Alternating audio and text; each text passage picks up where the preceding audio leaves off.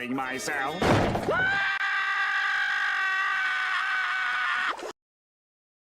one thing I like. You can just go up here to the top, and you can go to design and quick layout. And that's my quick layout. It's my favorite one. You know, it's in the chart title, it's all this stuff. I think I'll show this again real quick. Look at all these options, you got so many cool things, it's so nice. Gary! I was just looking for the sports channel, Gary. Oh my gosh, I put the Project one on. I was like, what in the world? Why are we watching Project One coming soon? Oh my, Project One is long gone. But anyways, we are reviewing right here. And if you have questions, let me know. I'm going to start up with some review that I think will help you. Make sure this is paused. That way we don't get audio in the background. But I have some review I think will help you. So let's do interpretation review. Interpreting confidence intervals. Good morning, Aaron. Good morning, Abriel. Good morning, Noel. Good morning, Aiden. So interpreting confidence intervals. Now I want you to write this here in the chat. I'm gonna bring up a new data set we haven't done lately. Data 2v2. What is that? I don't even know what that is. Data. What should we do? Good morning, Elaine. We're about to do some reviewing of how to interpret. Sure. Let's do bike data. Okay. Let's go do it. Here we go. So we are going to start with interpreting confidence intervals. So with interpreting confidence intervals, how do we do that? Well, first off, we need to pick a variable. We're going to pick rain or no rain. So with this, we have to know how to interpret the output. So let's go here and analyze rain or no rain. Once you're not quizzed on how to use jump, so I go a little bit quicker through this because you're not using jump on the test. You have to know how to look at the output though. So this is the output, and what kind of variable am I analyzing? This is a very important first question right here. What kind of variable am I currently analyzing? Does anyone know what kind of variable I'm analyzing? I'm analyzing rain or no rain. What is the variable type? It is categorical, and that's gonna be very important. Great job, Noel, right there. And Elaine also, this is a categorical variable. I got those cats in the chat. Mubas should wake up and put cats in the chat. So with this, we are analyzing categorical variables. And when you do categorical variables, we want to understand the what. Think about rainy days. Do you want to understand the mean of rainy days, the difference in mean of rainy days, or the proportion of rainy days? Because we're asking, and Anna, good to see there, we're asking, did it rain or did it not rain? We're going to look at this output here and remember our notation. So this will be slight on the notation first, then we're going to go to the interpretation of the interval. We haven't got an interval yet. The true proportion. We want to understand the true proportion. We don't know that. We don't know the true proportion of time that it rains. We only have the sample proportion. So in notation, what are these things called? Figure out what these values are called in notation. What are these values called? I've written numbers beside them. See if you know what these values are called. Great job, Sophie, right there. What are any of these values called right here in notation? Some of them are going to be easier to name than others. Like you can put 1 is this, 2 is this, 3 is this, whatever you think they are. It'll get a little bit weird naming one of them, but that's all right. But you should be able to think of this as a problem, like the problem would say things to you. It would say, we analyzed 413 days of data, and on 112 days it rained. On 112 days it rained, which was 27.1% of the time. So what is this? What is the notation for any of this right here? Really good practice. Be careful. Good answer. Remember, y bar is sample mean. So there will be no y bar for this problem because that's sample mean. Now, a really great thing to do is when you're working on a problem and you know it's categorical is to go to the formula sheet. And if we're going to make a confidence interval here, I bet you the formula sheet has a lot of the notation we will be using. We're going to go over here to the formula sheet and see if we see any notation that clues us in.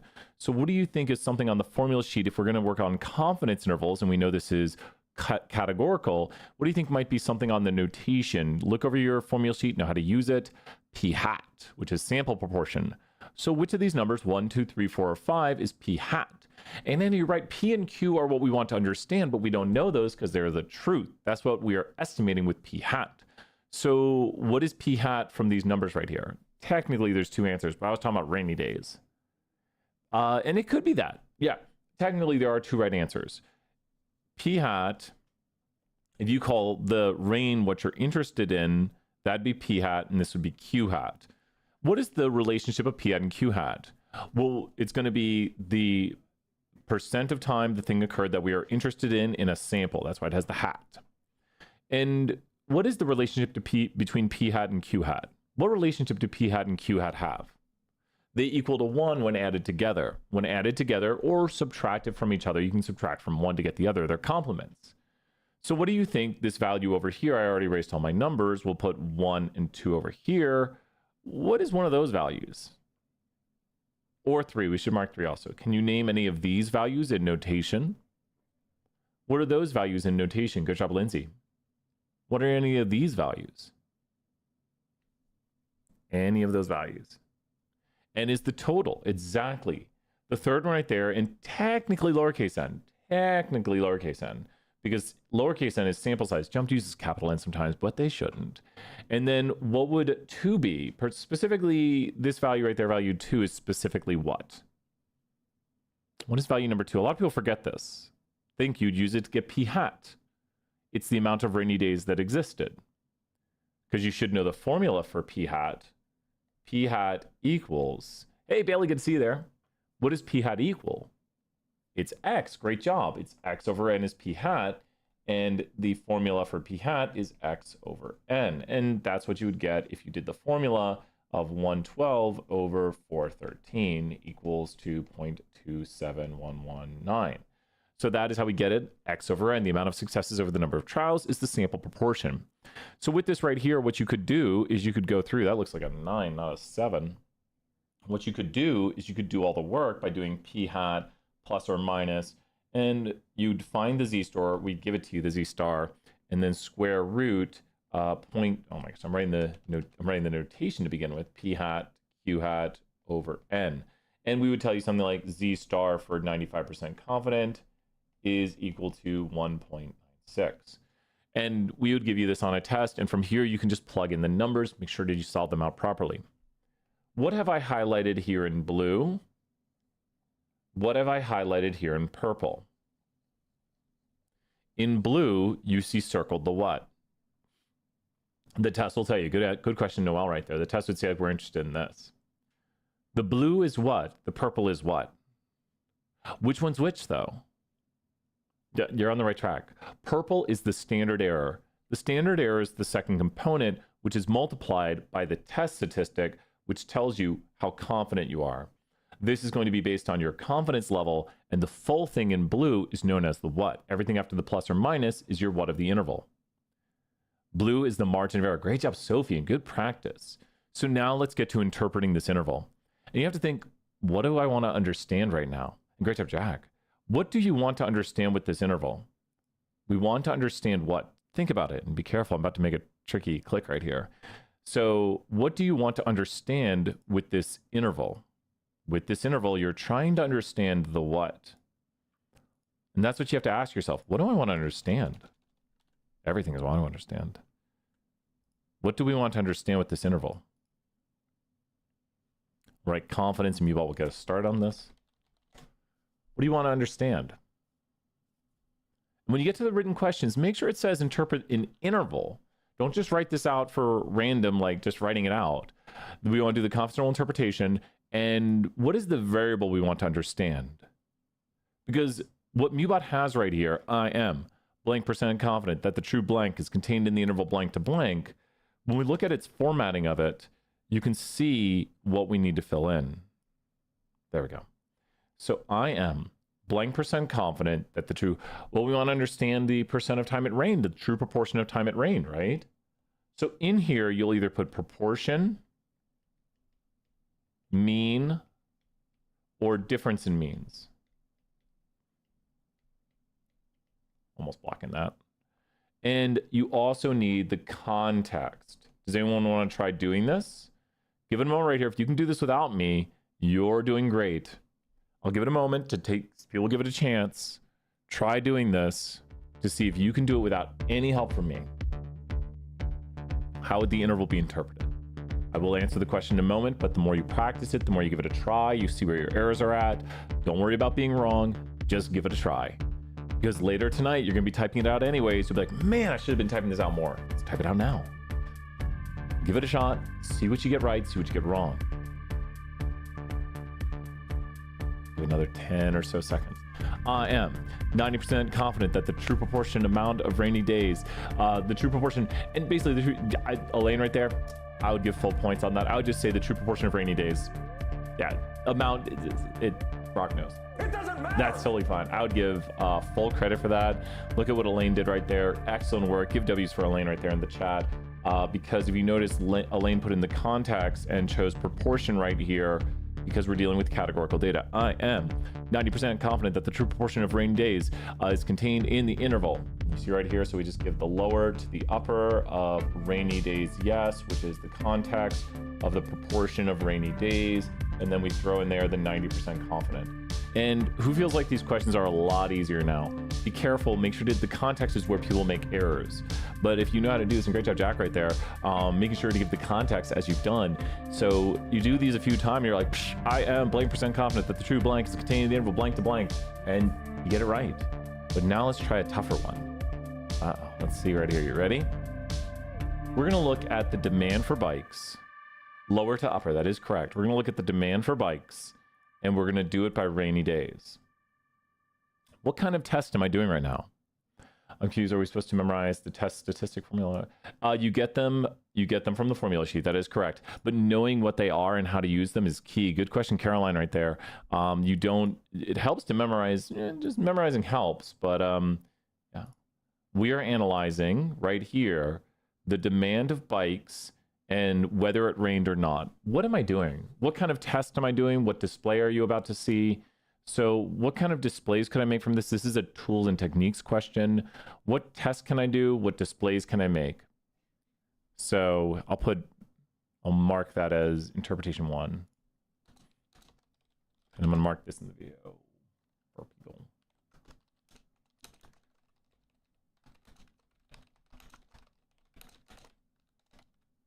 I used to go back and do this later and I would spend so much time. We are doing the 2 sample T and good comments questions in the chat, 5,000 points. We'll be checking points later today. So if you're here, you're getting points and you're responding, you have to respond to get the points. It is the 2 sample T, has a categorical X and a quantitative Y. The chi-squared, really good comments right there. We'll throw you another 1,000 points. Keep working, keep practicing. The chi-squared has 2 categorical variables. So if you see the chi-squared test of independence, you will also see the visualization looks like a what? The chi-squared test of independence has a visualization that looks like this. This is the chi-squared. And if you see this kind of stuff, you think, it's a chi-squared. I know what the chi-squared looks like. The chi-squared has a mosaic plot and contingency table. And then you see the chi-squared down there. 2 categorical variables, condition, count data. Good practice. This is a 2 sample T, and it's called 2 sample T because you're comparing the whats of 2 groups. Repeat to yourself again, it's called a 2 sample T because you're comparing the whats of 2 groups. It's called a 2 sample T because you're comparing the means of 2 groups. Now, what does this difference look like? Don't worry about being so perfect on it. This difference, like on the no rain days, we did 5,000 bikes. On the rain days, we did 4,100. That looks to be a difference of about what? In means. Like, what is the difference in means? Like, this is the mean for no rain. There was 301 days it did not rain. And there was 112 days where it rained, and we did demand of 4,000. Close to 1,000, about 900, right? 1,000-ish. I like, yeah, 1,000-ish. And watch this. Go here to t-test, and we'll close that for the moment, and there you go. Does that make sense where that difference comes from? Since the difference is negative, which mean was larger? And you can cheat and look right there and see the answer. But since the difference is negative between the 2 means, which mean was larger? Since the difference is negative between the 2 numbers, the no rain, and you can, if you want, there's the means right here. There's 5,000, there's 4,000, and we subtract them, rain minus no rain. And this confidence interval is used to estimate the true difference. This T ratio is found how? I know we're doing confidence intervals right now, but can anyone put the math? If you've been doing this, if you've been practicing with us, you can get this answer in seconds right here because it's called a T ratio for a reason. So we're not going to go into great detail, and Kaylin's got the answer in the chat, and show the math if you want. You literally just go here, check out our videos from yesterday. But some people, if this were to be blanked out on the test, you'd be like, really? You're going to blank out that negative 4.8? You just go right here and divide that, and it's this. There's the answer. Difference over the standard error. And that is because this is the test, y bar 1 minus y bar 2 over the standard error, which these are literally those quantities there. So oh no, good answers. The standard error, the difference. You can actually do a trick right here. I'll show you tricks in a moment, but first let's interpret the interval. This one's tougher to interpret. Give it a moment. Would X be rain and Y be no rain? The X variable is the rain variable. The Y variable is demand. Demand right here on the Y axis. And so maybe, let me know if that helped out right there, Elizabeth. Good questions. X is whether or not it rained. The variable rain, the explanatory, does rain explain why the demand is a certain thing? Always think a question like, does X explain Y? Good questions. Let me throw you some points for that. How do we interpret the confidence interval? Mubot's got the confidence interval interpretation on the screen again. And go ahead and try to interpret it. Once again, I can do it, but can you? I can say it 1 billion times. I can say it 5 times. But can you do it? Is it categorical?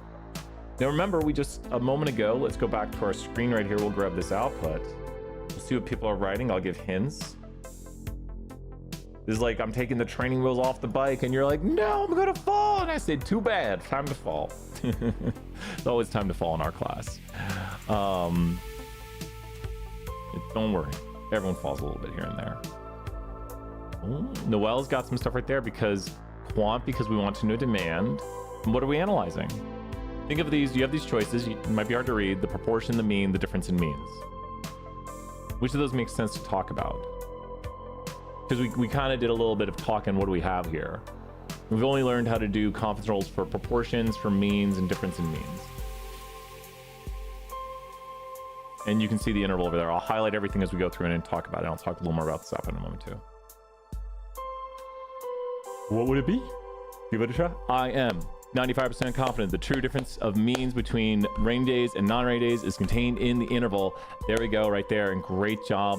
And then Bailey, good answers right there. We're throwing some more points out. Let me turn off the music here, chill. And good answers. And you see, and this is the toughest one for people probably. Don't worry if you got it wrong.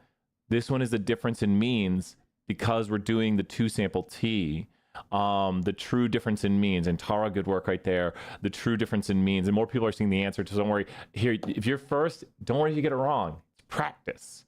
This is a true difference in means ones because that's when you're doing the 2-sample T and you're comparing two means and you're analyzing the difference. So if you think about keywords, this difference right here will help you remember that you're doing the difference in means. Does everyone see that's like a key thing to clue in on right there?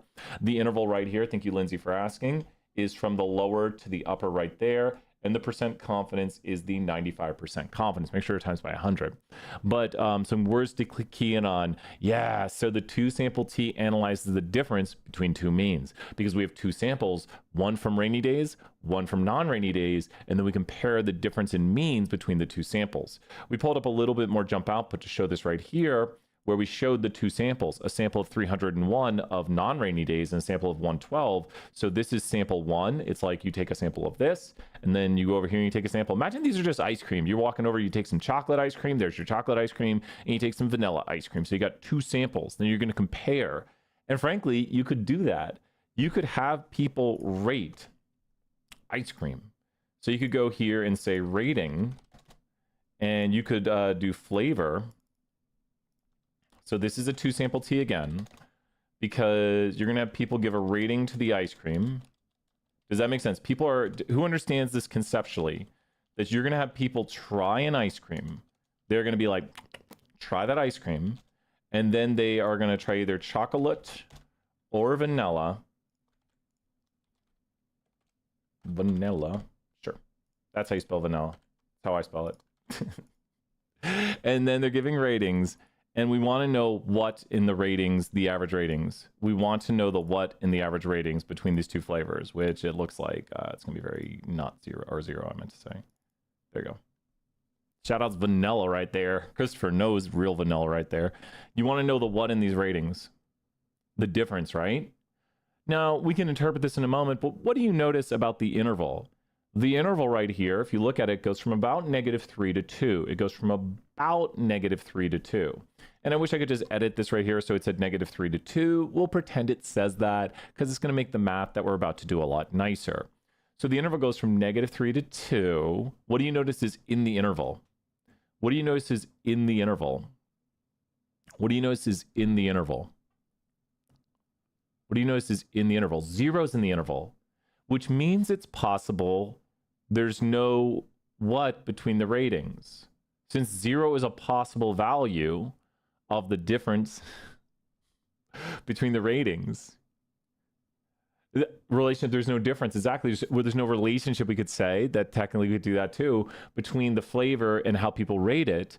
And think about this, and you are thinking a little chi-squared on that. That's not bad to say. It's not wrong. We would say we do not have evidence of a difference in means, which is technically evidence of, or lack of evidence of a relationship. And we're going to do hypothesis tests coming up here next, Simply Rocky, after one more confidence interval. But notice, what would you do on the test for a difference? Testing for a difference leads to whatting the null. You can see it if you look really closely. Testing for a difference with the two-sided test, you can see the p-value leads to a what result. Testing for a difference leads to a what result. What would you do with your test? Which is, if you know how to do statistical tests, you look at it and say, I do this. Look at this p-value and come to a conclusion. What would you conclude looking at that p-value? Testing to see if there's a difference. Because we're going to do tests coming up here soon. What would you conclude? You do not reject the null. So you don't have evidence of a difference. Exactly. And with the 0, it's contained between -3 and 2. Since 0 is a possible value of the difference, we do not have evidence of a difference, which is what the test is testing. How do we find this value here again of -0.455? I'm just drilling you right now, practicing, just gotta know how to get these values. How do we get that value over there on the screen of -4.55? If that's blinked out on the test, you say free, easy points, free 99, and show me the math on the screen too. Great answers. People are showing the equation. Show the math on the screen. Be like, Brian, I can do that instantaneously. So there's the math on the screen, negative, because people might not know. I think you guys have got that down. Those are free points if you see it, because we do that on the test. So this interpretation of a confidence interval would be, I am. Thank you so much, Andrew and everyone. I am 95% confident. The true difference in mean rating of chocolate and vanilla is contained in the interval -3 to 2. You could carry more decimals if you wanted, where we believe there might be no difference. Sure, that's good. I talked about what I was talking about, the true difference in mean ratings of chocolate and vanilla. Last but not least with this output, let's just ask the big question. How do we get the degrees of freedom for the 2 sample t? How do we get the degrees of freedom for the 2 sample t? How do we get the, which we're not going to have you solve for. How do we get the degrees of freedom for the 2 sample t? It's too complicated. It's too complicated. We're not doing that. It's too complicated. We're not doing that.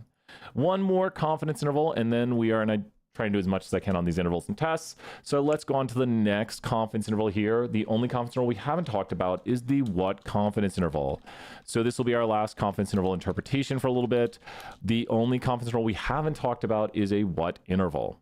What is the only confidence interval? You can, sure, why not do that? Woo! Why was Brian happy when he saw this? I don't know, remember. Yeah, it's very good. Very good. Not too bad. The true mean. The true mean. Analyzing the true mean. Now, to analyze the true mean, we have to have what kind of data? To analyze the true mean, known as a one sample t, we have to have what kind of data? And Sophie's right. Everyone's right there. And we'll do that coming up soon, Tony. You got it. Quantitative data. And I'm actually just looking at what condition. Condition 1. These were random people tested for their ice cream flavor preferences. Condition 2, my 21 people is well less than 10% of all people who eat ice cream. Condition 3, what's condition 3? And I just checked it and I said, yeah, that looks pretty darn good to me. What is condition 3? And I checked it. You actually just saw me look over there and be like, yeah, it was pretty good. Nearly normal. So it's nearly normal. And not success failure. And no one put, don't worry if you put success failure as I'm saying this, but success failures for categorical data, you need at least 10 successes, at least 10 failures. Nearly normal states that your distribution basically follows a normal, and you can check that with a normal quantile plot up here, also known as normal probability plot. Was the normal condition. Basically, you can check it with things like the central limit theorem. There's only like 2 to 4 points of the test on the nearly normal condition, so I try not to go too in-depth on it, but it is the third condition for confidence intervals or tests on the mean. Once again, check out the review videos for that. Really good practice, and write them down as we go through steps right here. Let's do the confidence interval, but I'm going to ask you a really quick and interesting question. What is the margin of error of the interval? And just give me to about 1 decimal. Only to 1 decimal, what is the margin of error of the interval? So look over here at the output, and what is the margin of error of the interval to 1 decimal? I'm going to go to a new page with this. Boop. What is the margin of error of the interval? Great job, Caitlin. And Andrew is also doing it. Now you want to see another trick? You could just take, this is an advanced trick, you could just take the standard error and times it by what? You could just take the standard error, which is basically 0.6, and times it by what? Great job. Grayson's doing some more decimals for us. Times it by 2. Great job, Bailey. Yeah, because 95% controls are basically 2 standard errors, but what are the degrees of freedom for this? These are side questions. We're about to do the interval interpretation. What are the degrees of freedom for this? You have to look at the output and figure out the degrees of freedom for this confidence roll we'd make. What are the degrees of freedom? These are side questions. 20, yep, n-1. You are correct. Narav, good to see you here. Yep, help out with the review. Great to have you here with our 5,000 points for Narav in the chat. So the technical, it wouldn't be 2. It would technically be about 2.14. Oh, I should have went with 2.10. There is the technical T used for it. It approaches 1.96. It goes right to 2 when it hits 60. And like if you do a few more decimals, you can see it's basically 2 at 60. And then it goes lower than 2 and approaches 1.96. As long as you have enough degrees of freedom, 2 is a good estimate when you times it by the standard error. So that's why it's about 1.2. And if you see people put the math in there for the chat for the margin of error is upper minus lower divided by 2. So you could take this right here and take half the length of the interval. So 6.6 minus 4.2, rounding it, divided by 2 equals 1.2. How could you then check this number of 1.2 and see if it's accurate? How could you check the number of 1.2 to see if it is the margin of error? How could you check 1.2 to be like, did I do that right? It's always good to have checks. And it also shows knowledge to be like, did I do that right? Is 1.2 the right answer? So then, you think the margin of error is 1.2. So boom, Narav, great answers. Coming in strong with the answers already. You are correct. Just add it to the center and see if it adds and subtracts. So you just take this and add it here, and you see if the margin of error adds and subtracts. So really good practice. Then you got the upper and the lower because you do that with the margin of error from the center of the interval. So that's knowledge right there. So how do we interpret the interval? And great job for the lower bound, Andrew. No worries, no worries. Good practice. How do we interpret the interval? Give it a shot. We're predicting rating of ice cream.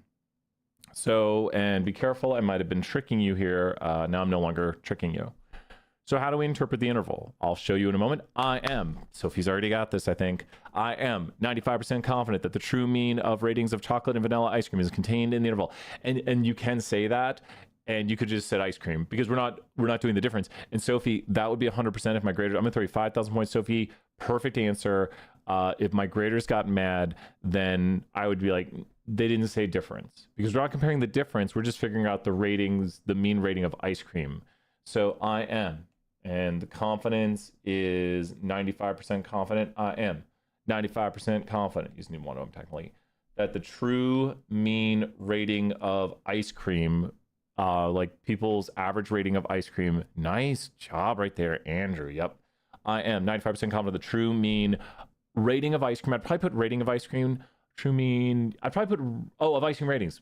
Andrew, I'm sorry. I should read the full thing before I comment. Yeah, and great job, Mariana. Good work. Yeah, everyone's doing it. And let me highlight the rest for people watching in the future. And we don't have ice cream rating on here, but you got it. You did it well. Great review. You know how to do it. Be careful with the interpretations. If it's an interval, pick between proportion, mean, difference in mean, and give the context. Know which one you're doing, and don't just do this for all the written questions at the end. And don't worry, the context, you can only lose a point or half a point on context, depending if you say, I am 95% confident the Brian's age of proportion of difference in means, I'll be like, what did you do?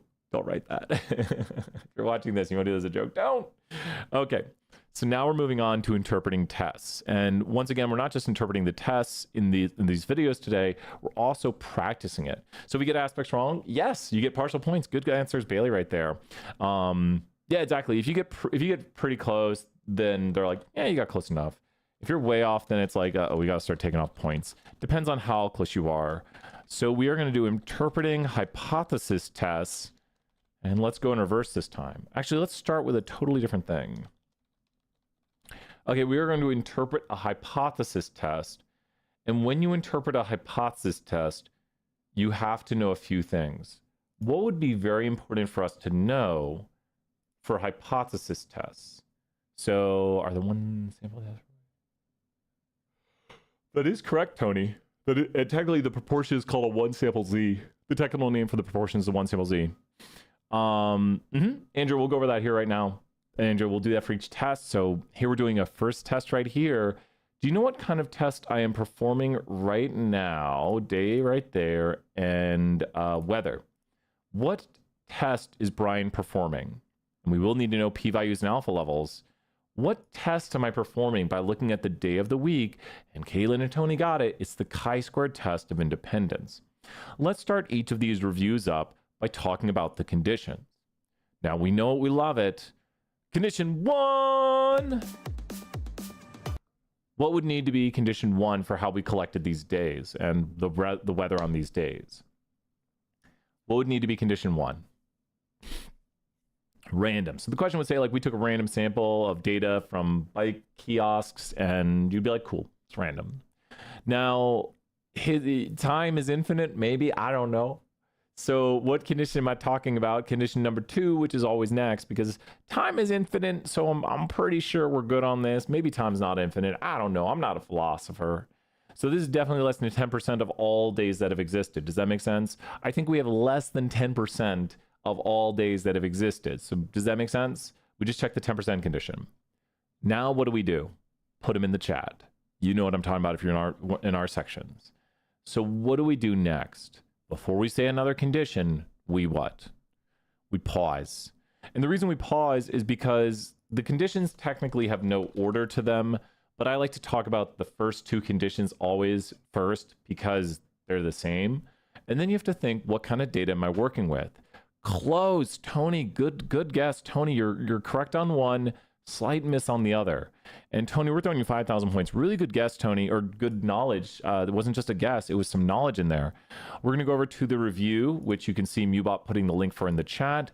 And I think Narav has done it. Narav has put the right, and good job, Narav, right there. And so good work. Here we go down here. You can see this review video at the bottom. Lots of great review videos. And you pause it right here. You can see everything on the screen at one time. This is why random and 10% are always right there. And here's how to remember it. You ready? This is talking through, and we'll practice this as we do this. Random and 10% are always there. Confidence intervals and tests, random 10%. Make sure you take a random sample and it's less than 10% of your population. Boom. If you have a categorical variable, you do the what condition, which we're starting from left to right. Just practice and say it with me. Say it out loud. If I have a singular categorical variable, like I'm testing, did it rain? I'm testing, are people from UT? Success, failure, which says you need at least 10 successes, at least 10 failures, checked by things like NP naught, NQ naught, NP hat, NQ hat, depending on what kind of data you have. If you have quantitative data, the third condition will be what? If you have quantitative data, the third condition will be what? Which then you're doing the mean guy, T mean quantitative. You look at the notes on here, T mean quantitative. You're doing nearly normal, which states the distribution of your data needs to be approximately normal. That's a much bigger condition I could spend 10 minutes on, but it's very little of the test. There's ways to check it with like box plots, histograms, normal quantile plots, goodness of fit checks, the central limit theorem, and it's very few points on the test, so we don't try to spend, I've spent reviews like 20 minutes and everyone falls asleep. But yeah, thank you so much, Andrew, right there. And this, I think, is a really good, I'll move out of the way. Hey, Pass Brown, what's up? You doing good, big guy? I'm bigger than you know. Not like, you know what I mean? Just, I'm not, just bad jokes. I increased the size on my OBS. The fourth condition comes into play in the last 2 chapters of the book. The fourth condition comes into play in the last 2 chapters in the book. Does that make sense? When doing the two-sample t-test, what is the fourth condition? You still have the third condition of nearly normal, but what is the fourth condition for the two-sample t-test?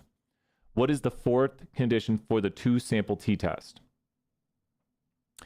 The means are independent of each other. Exactly. Independent means, which means group 1 does not influence group 2. The ways in which you would fail that, I did have that at times. I can just change that. I don't see where I am on this screen, but yeah. The way in which that works is, let's say we're comparing students before scores on an exam, and then we compare their after scores, like we train them. That would not be independent because the student's knowledge before is going to be different than their knowledge after. So independent would be like, we have two study methods and we randomly assign students to study method 1 and study session 2, and we see the difference in scores. So then we're going to see that there is no relationship. Like, the students who get this study method are not going to directly impact the students who get these study methods, which means they have independent means. And the two-sample t-test is one categorical, one quantitative. That is correct. The two-sample t-test will have a categorical X and a quantitative Y, as seen on the screen. Great answers right there. It's not two quantitative variables. A lot of people think that's two quantitative variables. Really quick note on that. Two quantitative variables, you are doing what? If you have two quantitative variables, which would put you in this box right here, you are doing what? Two-sample t is down here, because you have a categorical X, quantitative Y, side-by-side box plots. Two quantitative variables makes a scatter plot, but you are doing what with QQ? You're not doing a two-sample T with QQ. You're doing regression. Very correct. So it's not two quantitative variables. It's a quantitative Y, so t-test, but it's not a quantitative X. And we just saw that. I'll show it again briefly. It's not a quantitative X. If you have two quantitative variables, you are doing regression, which is on tools and techniques. And you can see right there a regression, which actually, that's a pretty darn good regression with QQ straight enough no outliers. A little plot thickening going on right there, a little plot thickening, but that's one of the better ones. The last conditions right here are for the chi-squared test of independence, and it has the same first two again, and then it has expected cell counts are greater than or equal to 5. Check with your row total times column total for grand total on the formula sheet. And also count data. Why would you call count data CC? Why could, and going back to our question here, why could you call count data CC? Because what does count data mean? It's a very easy condition to check because, frankly, you're not doing the chi-squared, or you can't do the chi-squared if you don't meet it. Hence why we usually put it as the first condition, because it's kind of like, well, you kind of need to have this. Two categorical variables. So philosophically, it makes sense to put it as the first condition, because if you don't have it, you're not doing the chi-squared. But memorization-wise, it's easier to put it as a later condition, and remember, random 10%. So those are always there in the background. So looking at this right here, what day or days was it most likely to rain? What days or days was it most likely to rain? What days or days was it? You just have to understand what you're seeing here. Thursday. Ooh, careful. Grayson, good points, but careful. It'll be Tuesday and Wednesday. Thursday was the least likely day, the no rain day. And do these look like tiny differences, small differences, moderate differences, huge differences? Look at the differences between the days. No worries, let's start some more points. These looks like minor differences. I'd say smallish differences, smallish. So now let's get to doing our test and see how to do it. How do you write the null for the chi-squared? The null for the chi-squared breaks the mold, and you do what to write the null? Help me write the null. What do you do? How do you write the null? Once you know how to do this a few times, you practice it, you're like, psh, joke, I got this. Chi-squared null. Yeah, you say they're independent. That's it. Kaylin, is this an easy one to do now? You're just like, oh, weather is independent of a day, or rain and day are independent. Now, the null always has the equal sign when we do it in mathematical notation. That is correct, Andrew. And then you just say right there, Benjamin did it perfectly too. And then how do you write the alternative? So how do you write, this is the null, and then how do you write the alternative? So the null is weather and day are independent. Yeah, and then just the more you say it, you're like, oh, just put independent between them. That's how you do it. You just look at them and say independent. And they just put not. You say they're not independent. Now that means they're associated, they're related, things like that. You just put a not right there. So you just say they're independent as the null, and they're not independent, which is the complement. Easiest way to do it. So now when we do a statistical test, we need to know the null, the alternative, And Noel said it a moment ago, what other two things are going to be important? And Mubot will put the standard interpretation in the chat. So the 4 things you need to know, and you'll use them in order to do this. What other things do you need to know to figure out how to do this test here? P-value? Oh, p-value is huge. That is the biggest one. Great job, Noah, right there. P-value. And also your what level, which is when you reject the null, your level of significance. Alpha said it right there, so alpha looks like that. So the p-value and the alpha. So we have everything we need to know, or we have the concepts on the screen. Mubot's also put some stuff in the chat for us, which we're going to use right here and go over it. So going down here, what do we see? What is the p-value? There are test questions, I've seen it, that literally just ask you, what's the p-value? So what's the p-value? What would be the p-value here? You just have to find it on the screen somewhere. 0.4380. The Pearson has your p-value. This is the chi-squared. Well, I guess I was going to ask you that. That's the chi-squared test statistic, and that's the p-value next to it. So this is the sum of all the cell chi-squareds, which we don't have displayed up here. We'll do some fun stuff with that in a moment. And this is your p-value over here. I'm going to do one very quick thing right here. Redo, relaunch. The relationship between x and y is the relationship between y and x. I want the output to look like this when we use it in a moment. Same sort of output, same sort of thing going on, just looks a little bit different. And you notice the differences aren't that big.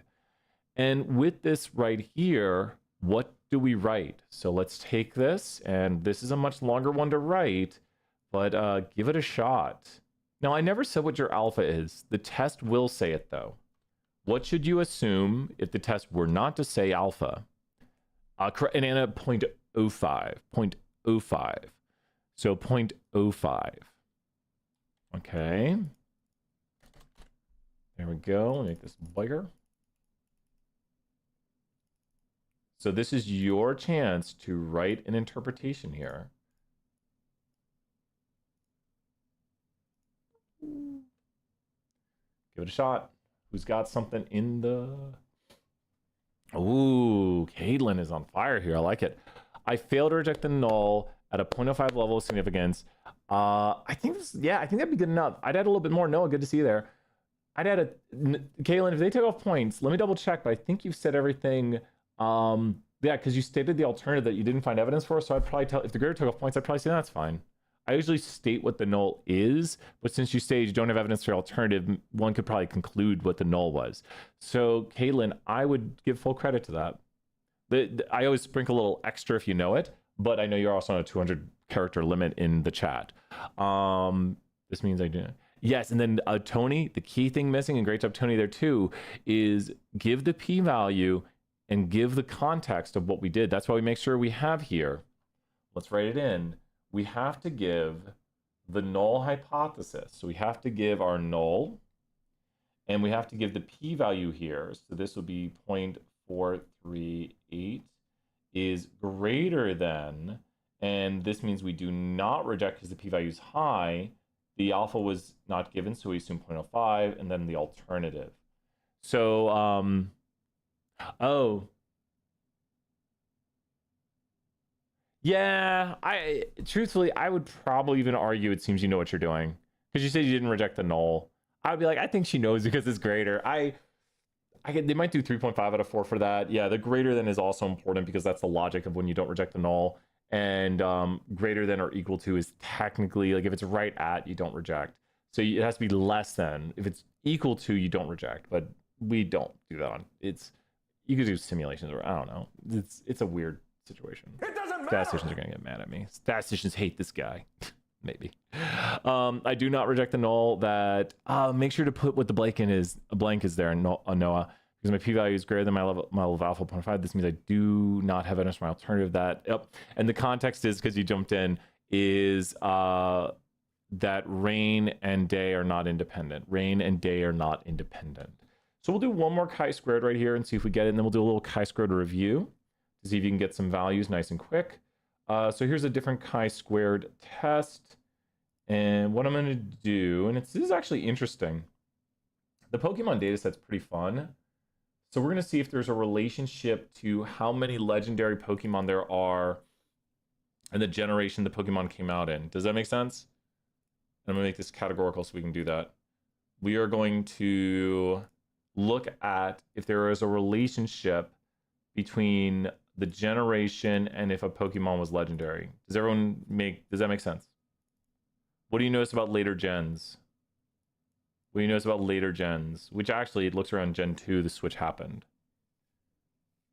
What do you notice about later gens? More legendaries.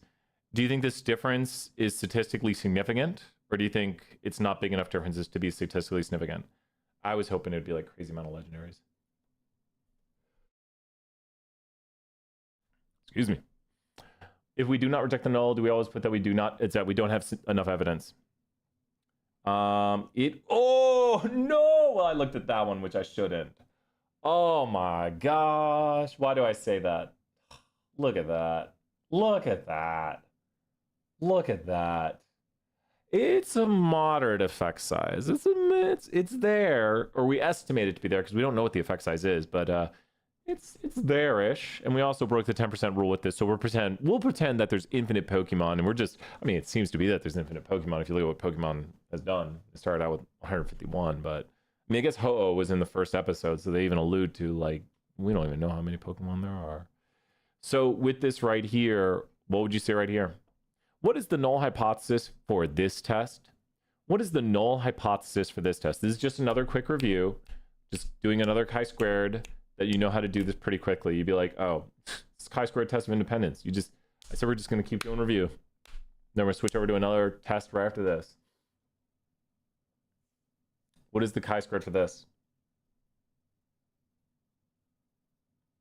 Generation legendary Pokemon are independent. Boom. You say independent. You say these two things are independent. And then the alternative would be they're not independent. What is your conclusion when it comes to the null? You can just tell me in the brief sense. What is your conclusion when it comes to the null? When the p-value is low, reject the null. When the p-value is high, just let it fly. When the p-value is low, reject the null. When the p-value is high, just let it fly. What's your conclusion? Do not reject the null. Okay, I'm going to put something in the chat. All right, something's in the chat now. What do you do now? What do you do now and why? So now the question has changed. You look at your question, it says that. And Grayson's already saying it. Because now, if the question were to say using an alpha of 0.10, we reject the null because the p-value is lower than alpha. Does that make sense? So now, because the p-value is lower than alpha, we now have sufficient evidence. Great job, Andrew, right there. And then Bailey has it too. The p-value is lower than alpha. We reject the null because we have sufficient evidence at the 0.10 alpha level. Alpha is literally just a bar that we choose where it's at. Usually don't play games with it. That's considered bad things. One last quick question on that. We have increased our what here by increasing alpha? The standard of evidence. The observed differences are enough evidence for us. The observed, good, Tony, good answers. Like that, Tony. And Caitlin has said the type 1 error rate has increased. The type 1 error rate has increased. That is correct. Alpha is your type 1 error rate. It just literally is. Also, the power of the test, because power is 1 minus beta, and we have decreased beta. That's a lot of topics from chapter 16. Check that out. One last quick thing with this output here. I want you to show me the math. As they said in the famous movie, show me the math. I think that's what they said. I don't know. I don't watch a lot of movies these days. So I'm going to erase some numbers here. And you need to know how to get said numbers. So get ready right here. This is how the test can look. And okay, we're going to erase some numbers in a half second. Now you'll be able to see the numbers as I'm erasing them, but you have to show me the math for them.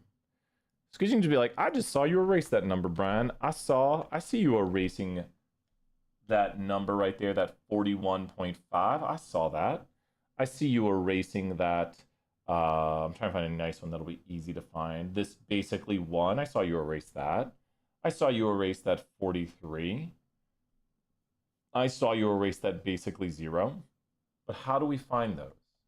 What is the math for number 1, number 2, number 3, number 4? Noel asks, 0.1 is considered higher, not higher p-value, higher alpha level. And assume alpha of 0.05. So by changing alpha, type 1 error rate increases. Yes, alpha is literally type 1 error. Like it's whatever your alpha is how much type 1 error you make. People already have the answer for the first one right here. And the answer is row total times column total over grand total, because on this second row for this is the expected values. So there are the two expected values blanked out. So to find this first value, what you have to do is make a crosshair and go down like this for the column total and make a crosshair over here. Oh, I thought it would snap. Snap. Woo, did it. So you crosshair those in and then you do grand total and you literally do the math like this. Does that make sense? As I can't draw. There is the math for the first one. Row total times column total over grand total. How are we doing on that? And Anna's figuring out the rest of them. Really good practice with the equation sheet. You are given these equations. So 57 times 301 over 413, good practice. And that will obtain this value right there. The next one, if you notice, it's also an expected because it's on the second row right here. Expecteds are row total times column total over grand total. And with that, once again, we're just gonna do the same sort of crosshair method, boop, boop. And that means we're doing these two numbers divided by that. So the current missing value on the screen is just this equation right here. You multiply those numbers, divide by that, and you will obtain the value of 43 right there. So that's a nice, beautiful number. And the next ones are not expecteds. The next ones are what values? So the next values are not expected values. The next values are what?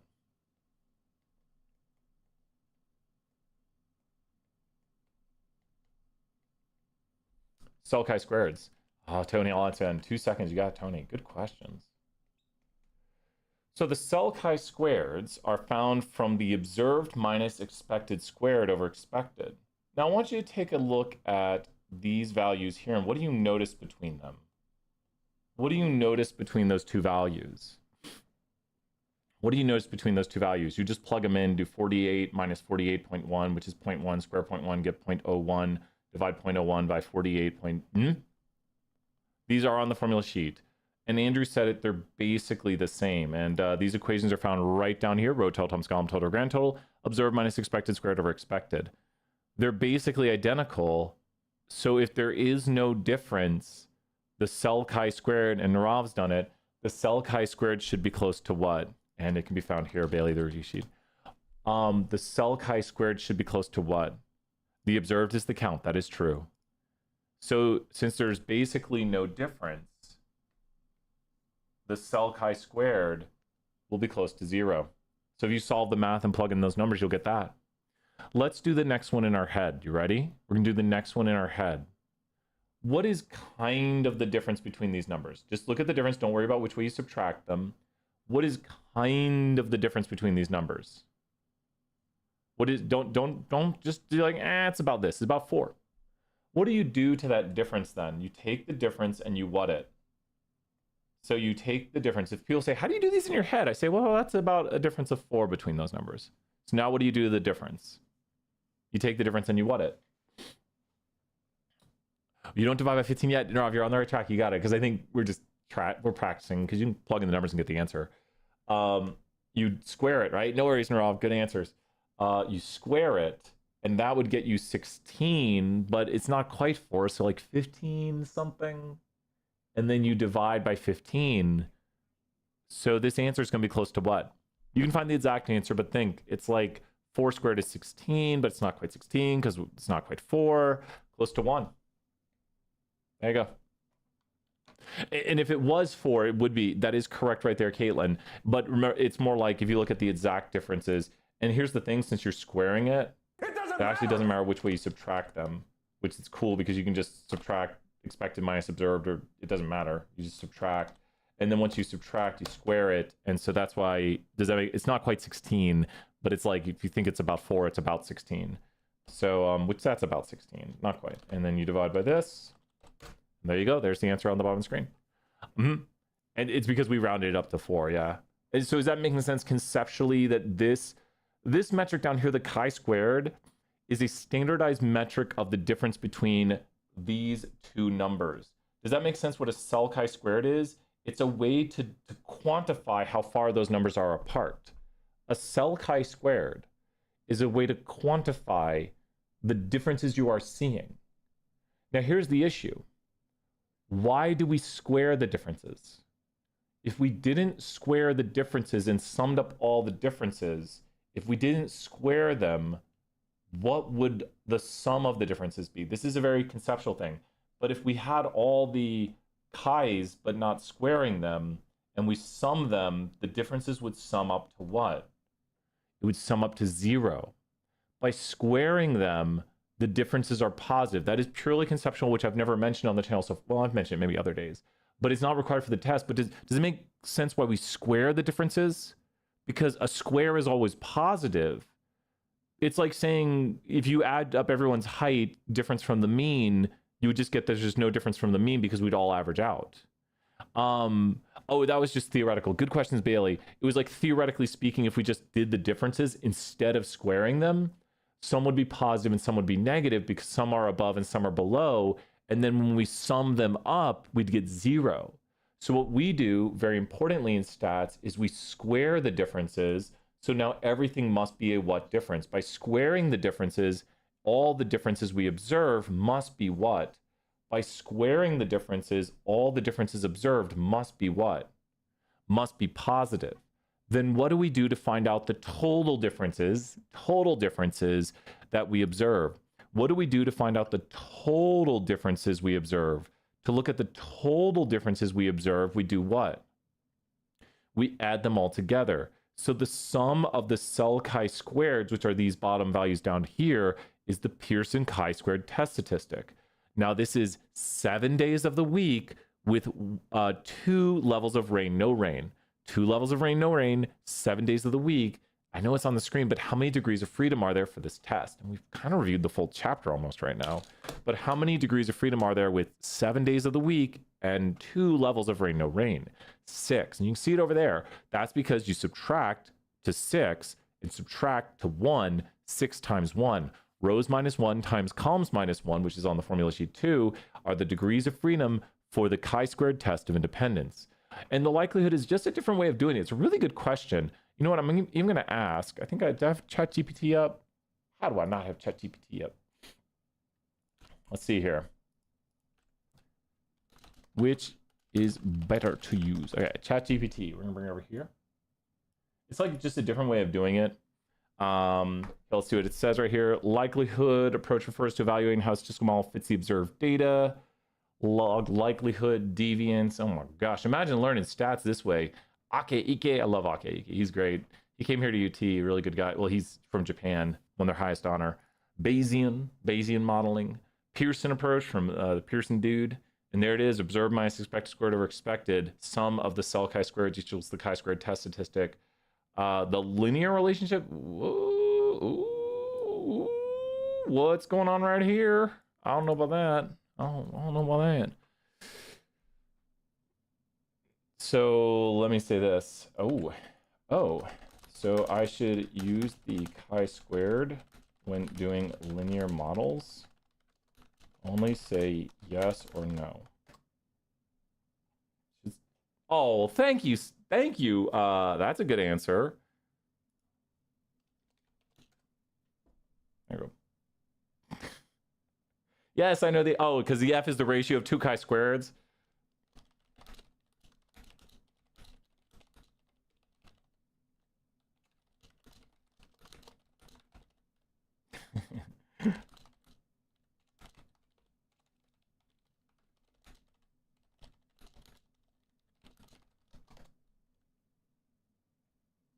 Sure. Well, thank you.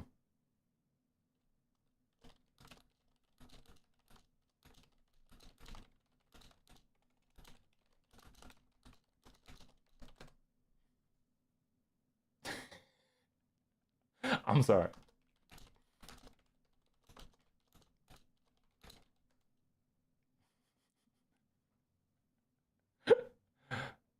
It knows who I am. Oh, it's so positive. Okay. I'm sorry, Tony. Is it? AIs are large language models are just next word completion machines. It really started putting some smiley faces. It started being very nice to me. But it is correct. Very interesting. And yeah, I know. Thank you for validating my emotions. You could like ask it your IQ and stuff. It's weird. It's weird. It's weird. Of course, it's only knowing it what you tell it. It's weird. Okay, let's do some more stats. We live in a weird world.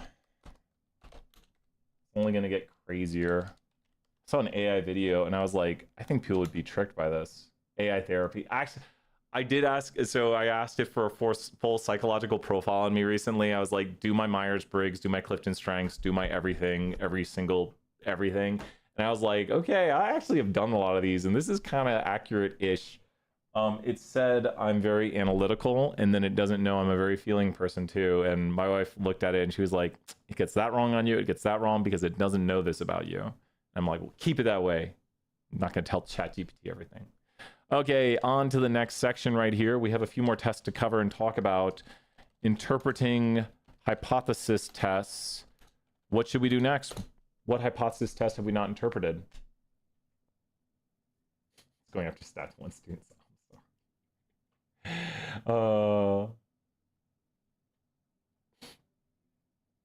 I'm sorry, Tony.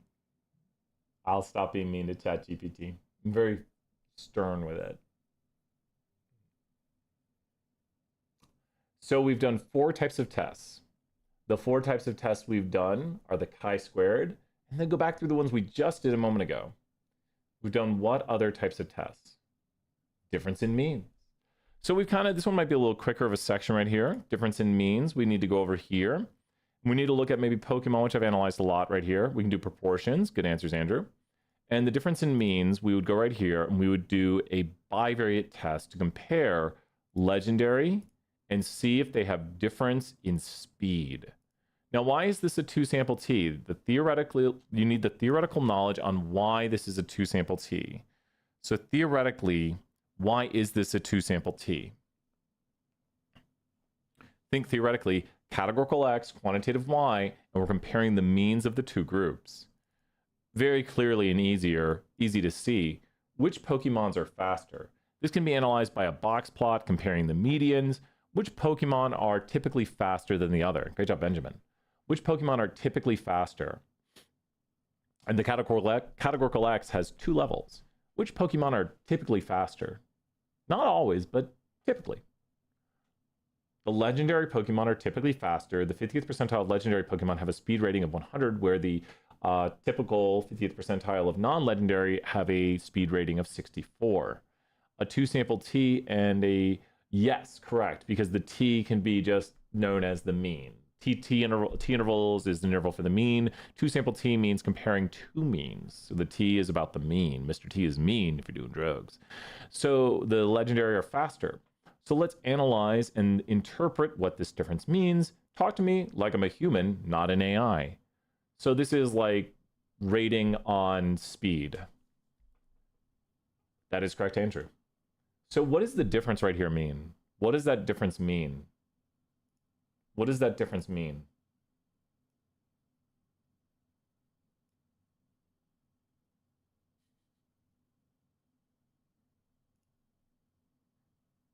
What does that difference mean? Go into more detail. You are correct. And I don't know. Tell me more about it. What do you mean? Means that true is higher. What do you mean? You haven't said anything wrong. You're doing it correctly. By how much? And you got it. You're saying it. I'm just trying to get like full sentences. You are right. So it would be that the mean speed of a legendary Pokemon is 34.7 units faster. Does that make sense? And because of the positive difference, that means the first number is bigger. Since the difference is positive, it's the ones that are legendary have a higher speed rating. And by this many units, Mariana is correct. Does that make sense? So Mariana, great job right there. legendary Pokemon have a higher mean speed rating by this much in our sample of what we observed. And because the difference is positive. If it was negative, then it would go towards the false, which is the second one. Just do some easy math for me. Very, very easy math. How is this number calculated? You can even remove decimals and make it the top number this. How is that top number calculated right there? It might be easier to see. How is that top number calculated? I'm just making it easier. That says 33 now. Just pretend, do the math. I know we've done this like 4 times so far today. There you go. And if you carry the decimals, there's the more exact version right there. And we see it. The difference divided by the standard error is this. That's because the difference is literally y bar true minus y bar false. Does that make sense? That's what the difference is. And the standard error is the square root of s sub true squared over n sub true plus s sub false squared over n sub false. And so now, ooh, wow, I am so happy. What is the margin of error of the interval below? We're just doing the output a little bit here, and then we'll look at the analysis of the test. What is the margin of error on that interval? Really, this one's a much easier one to see. I don't even really need to delete decimals. What is the margin of error? It is 6, and it'll be easier to see if we just remove all the leading decimals. You can see that 34 and 40 have a difference of 6, and 34 and 28 have a difference of 6. And great job. And Andrew did the really great way of doing it, Andrew, is taking upper minus lower divided by 2. Double check your math, make sure things are working out, add and subtract 34 plus 6, 34 minus 6, confirm your answers, doing your work. Now, since this interval right here, why would I know the test is significant for detecting a difference? Why would this be concluded? Like, I'm looking to see if there is a difference. And I'd be like, well, yeah, I think there's a difference. Why would I be like, yeah, I think there's a difference? Kind of, yeah. For large enough sample size, it's basically, and these are estimate ways. Andrew, really good remembrance right there. It's kind of an estimate. It's not exact. The exact way is upper minus lower divided by 2. But you kind of saw right here, you're like, wait a minute, I thought we can just do 2 times the standard. Yeah, kind of sort. For small sample sizes, it won't work. And it'll be closer to 1.96 for very large sample sizes, but basically 2 for moderate sample sizes. And I'm also confused on the T ratio. For the T ratio, just to review that again, go right here and just divide these numbers. And there's the T ratio, because this top number is the difference. That is the mathematical difference between the two means. And the bottom number is the calculation of the standard error. And so if you do the standard error, or the difference divided by the standard error, you do get the T ratio, which is on the equation sheet. And people are saying, well, people are saying because the p-value is small, but let's say we got no p-values.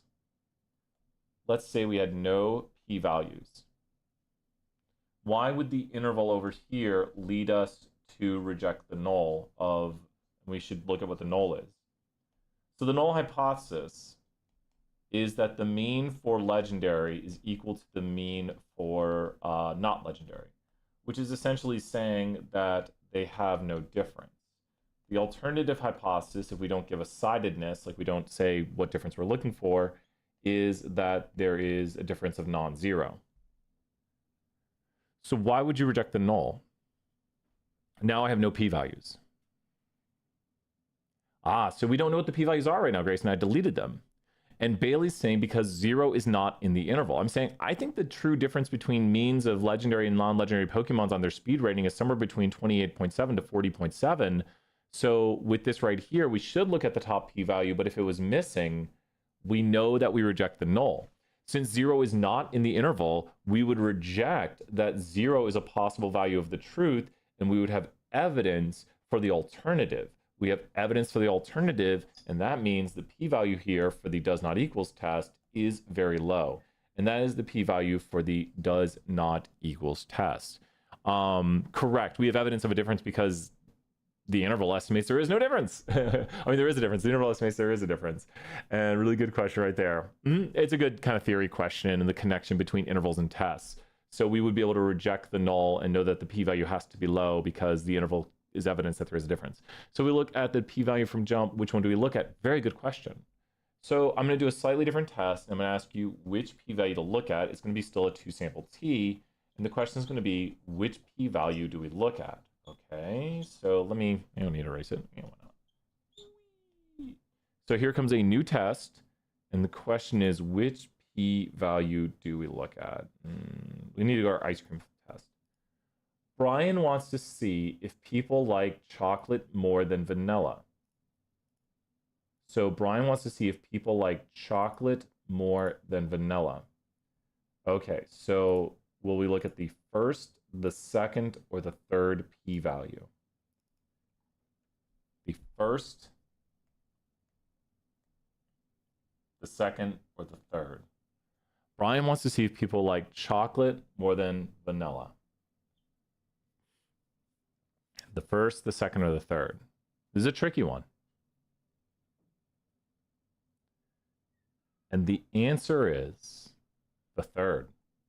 The reason it's the third is if you take this right here and plug it, do you see how it would go that way? If you look at the notation up above, it can be a clue to it.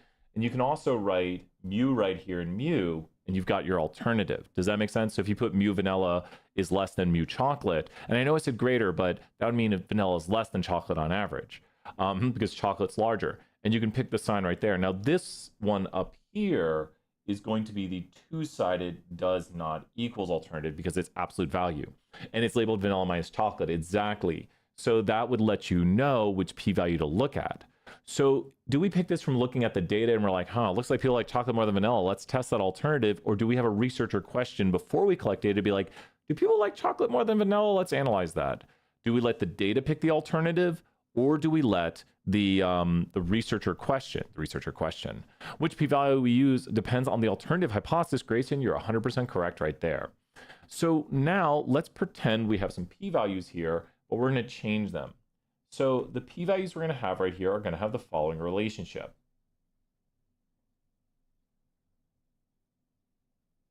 The less than p-value is going to be let's go 0.3. So what are the other p-values? And that looks to be about 0.3.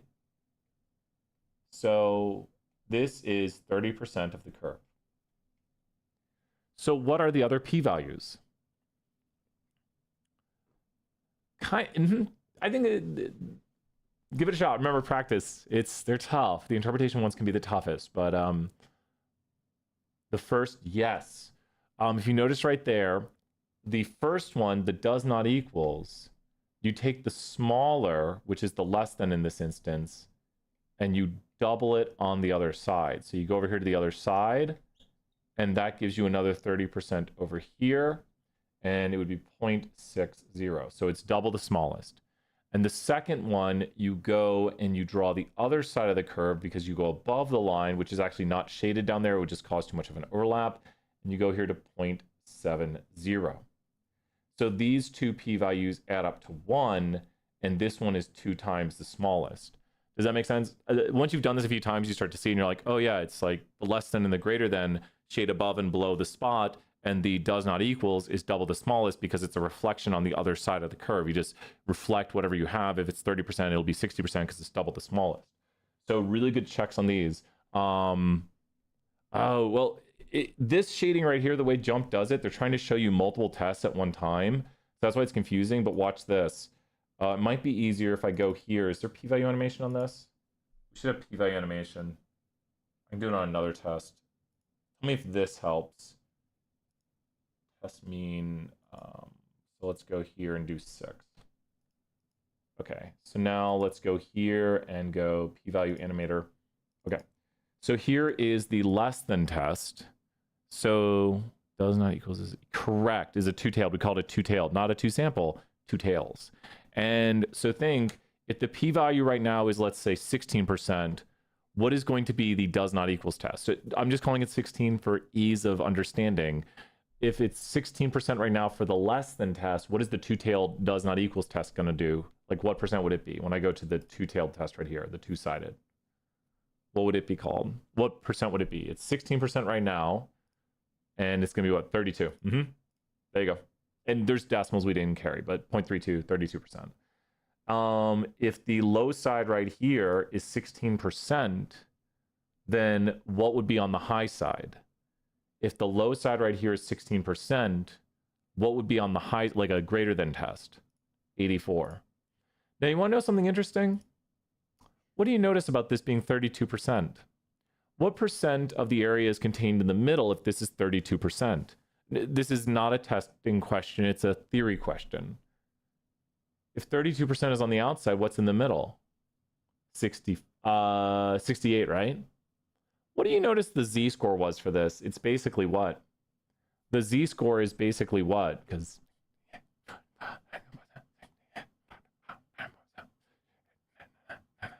the z-score is basically -1. And that's why the empirical rule, because you're doing at -1 below is 16%, at -1 above is 84%, outside of 1 and -1 is 32%. The inside is not used right now, but your empirical rule knowledge is important right here. Did anyone have like a, whoa, wait a minute, that's the empirical rule. That's how we could get these numbers. Like below -1 is 16%. And it's not exact because, or not exactly, it is the empirical Narav exactly. So that's how you can guesstimate these. Like you can, like, give me a value to test. Like, watch this. You ready? You might make it too easy. Tell me a value to test for ice cream rating. You might make it way too easy. Tell me a value to test for ice cream rating. Just give me a value to test. You got to be careful though. You can make ones that I'll know the p-value of instantaneously. You can give me really tough ones that are going to make me. So if you know why it'd be tougher, 45, that'd be 0. 5 is going to be tough, Jack. So let's see if the ratings are less than or greater than 5. Because notice here, this is higher. So the test statistic is going to be about 0.8-ish. And the p-value, this is a very tough p-value to do. It's not going to be, you're not going to reject the null, I'll tell you that much. So it's going to be about a test statistic of 0.8. And am I doing that right? Yeah, wait a minute. Yeah, it is. It's going to be a test statistic of about 0.8. And the p-value is going to be less than 25% and between 16. So it's going to be about 19% for the greater than test. I was way off. Less than 25. I was right about that. And the test statistic is 0.8 if you round it. Yeah, but you could sit there and work it out. But I also knew you wouldn't reject the null. I said it'd be what, 0.18, it's 0.23. That's if you give values closer to the mean, it's a lot harder to do because the z-scores are going to be smaller and then it's harder to figure out the curve. You're not meant to know it at that level though. It's just I teach the class. Okay, we got 2 more tests to do. What are the 2 other tests? That was the test for the difference in means. What other 2 tests do we have? Any other tests we have? We haven't done 2 other tests. Or you can ask questions. Proportions, let's do proportions. So I'm gonna do a written question for the proportions. And I want you to run the test. You ready? Oh, we did chi-squared, and we're gonna do proportions now. Good answers. So Brian wants to see if 70% of students have tried the new menu item at Taco Bell. Apparently I'm the Taco Bell rep. We can do some true false. Yeah, we'll do a bunch of true false. We'll do that, Kaylin. The new menu item, he talks to 200 students.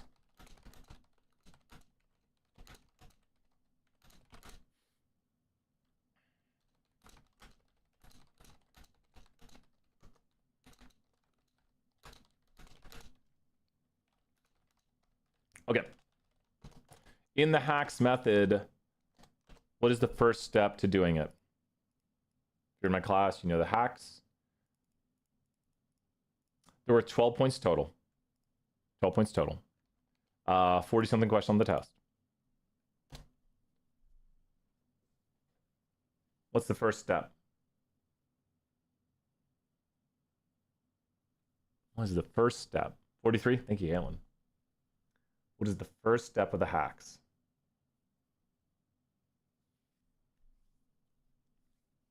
Anyone know? I'll say it in a moment. We're going to run a full test on this. What do you think we start with when we do statistical tests? Hypothesis. So what are your hypotheses? What are your hypotheses to start? Anyone got a hypothesis? What are they? What is it, man? Nice job. David did it instantaneously. The null hypothesis has the equal sign right there. And what's the alternative? Boom. Grayson on fire too. Great job, Grayson. Grayson, let's make Grayson a mod. Give W's in the chat. Grayson's been working hard right here. We're going to add as a mod Grayson. Grayson, good work. Excellent job. And then we insert a little not equals here. Where's our equation symbols? Little not equal right here.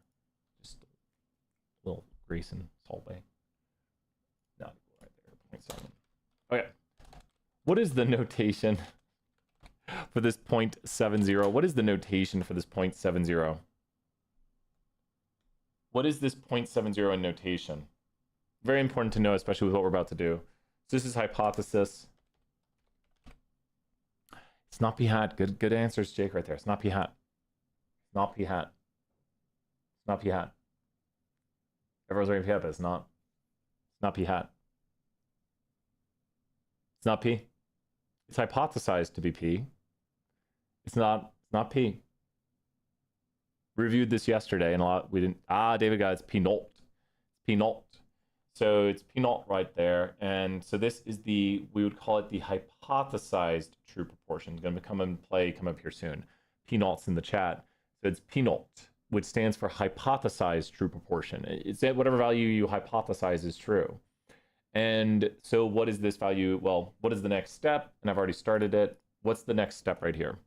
The hypothesis reads, so you figure out the next step while I read the hypothesis. My null hypothesis is that the true proportion of students who have tried the new Taco Bell menu item is 70%. My alternative hypothesis is the true proportion of students who have tried the Taco Bell menu item is not equal to 70%. I did not give a sidedness. I just wanted to see if it was 70%. So let's see if it is or is not 70%. The question does not tell you which way to do greater than, less than. So you assume not equal to without giving direction for testing higher than or less than. What's the next step? What is the next step?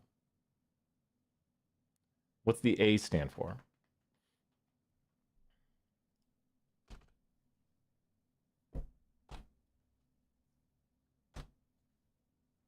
I can say it, but if you remember it, you're like, oh, we should do this then. These are the steps to do things a lot of times.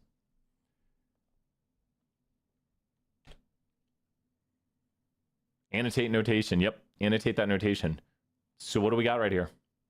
What do we got on here? What do we got? I need to mark this part of the video.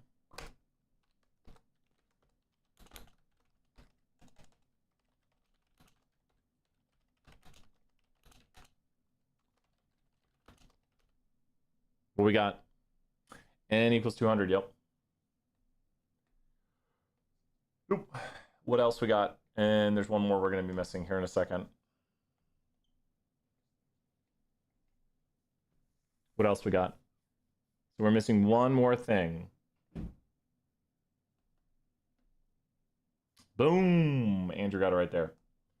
X over N equals P hat equals 150 over 200 equals.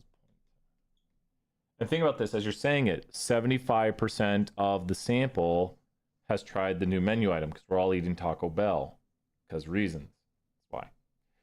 So 75% is the proportion of the sample, which a lot of times people say, well, how do you remember how to find p hat? I think we do it without even trying. If you have 10 friends and 4 of them own dogs, what is the proportion of your friends who own dogs? You don't have to mark notation, but you could be asked questions on it. If you have 10 friends and 4 own dogs, what is the proportion of your friends who own dogs? Ooh, Caitlin got another question I didn't write. I should have done that. 40, yep. You do that without even thinking of something. You're like, well, let's just divide the numbers. And so 1 minus. Thank you, Caitlin. I'm gonna hit that button again. Points. Really good practice. You go Q hat. We have everything we need now, I think.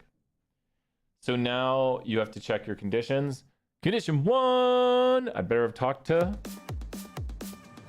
random students. So did I talk to random students? Probably should probably say that. It'd be better if it did. Condition 2, do you think I passed condition 2? Why or why not? Do you think I passed condition 2? Why or why not? Do I pass condition 2? You bots is going crazy in the chat. Do you think I passed condition 2? 10%. Why or why not? Why or why not? Do I pass condition 2? Why or why not? Oh my gosh. Mariana is correct.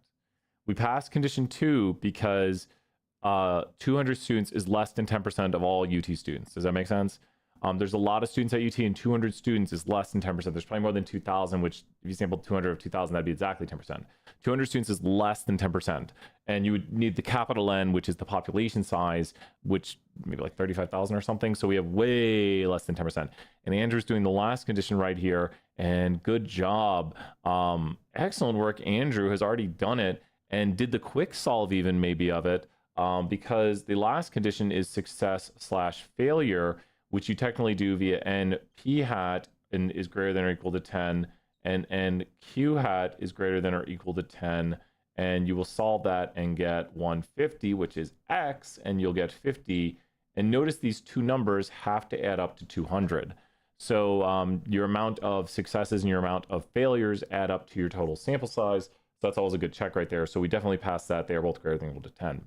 So we check the conditions, which means we can make the interval. We don't have to check conditions to calculate p hat or any of that nonsense or y bar. You only check conditions to see if it's proper to make your interval and it can be interpreted and make sense.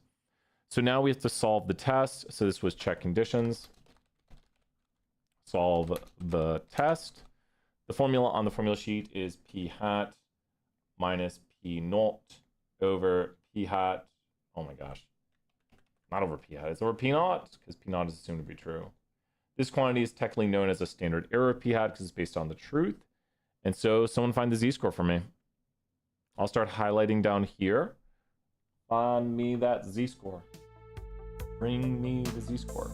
Ooh, wait, we didn't get q naught.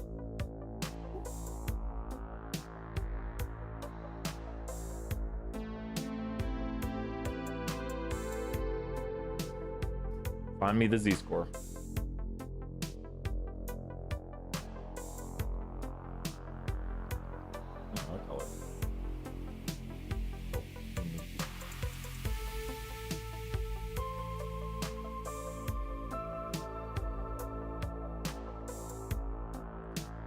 Might be. A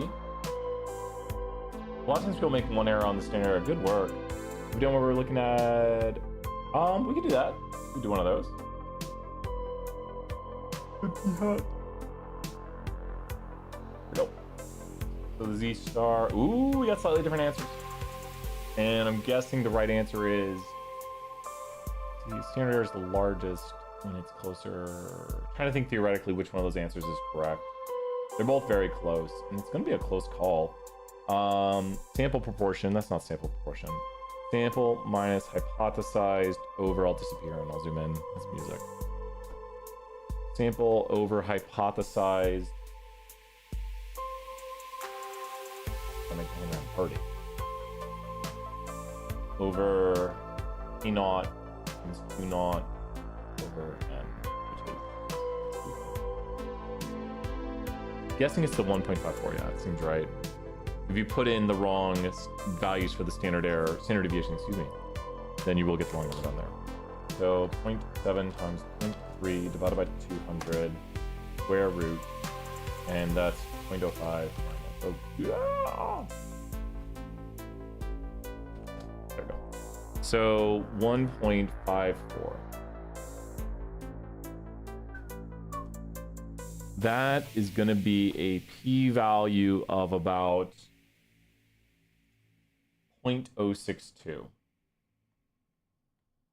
We'll find out the answer in a moment. This is where you would have to use an applet or something to find the answer. And why? It's going to be a p-value of It's going to be a p-value of this closer to. What did I just do when I looked up there? Did anyone catch what I did in, like, don't worry about. Think about what Brian theoretically did and saw. What did Brian theoretically do and see in that moment? And he then was like, oh man, it's two-tailed. So I took my estimate and doubled it because I was only going right tail in my head. So you're not meant to figure out how I got the p-value, but you're meant to see Brian was thinking of it was a greater than test, and he was calculating that in his head, and then he went and did a two-tail. So the two-tail is double. So that's when I saw that, I was like, oh yeah, we did a two-tailed test. So now we're just going to see how to get the p-value right here. on the screen is it's gonna be like 11 or 12%, 11 or 12%. So you go over here to the applet, the original p-value that I calculated. We're gonna find p-value using x. This is not on the test, hence why I'm doing it a little bit quicker. And there it is right there. Oh no, oh, come on, really? And super duper close. There it is right there. And we estimated it to be 0.124, and it's 0.123. I'm sorry, I'll do better. Well, that's a bummer. So we got close. We'll do better. We'll try harder. The reason I know this is because a classic number statisticians will know is 1.645.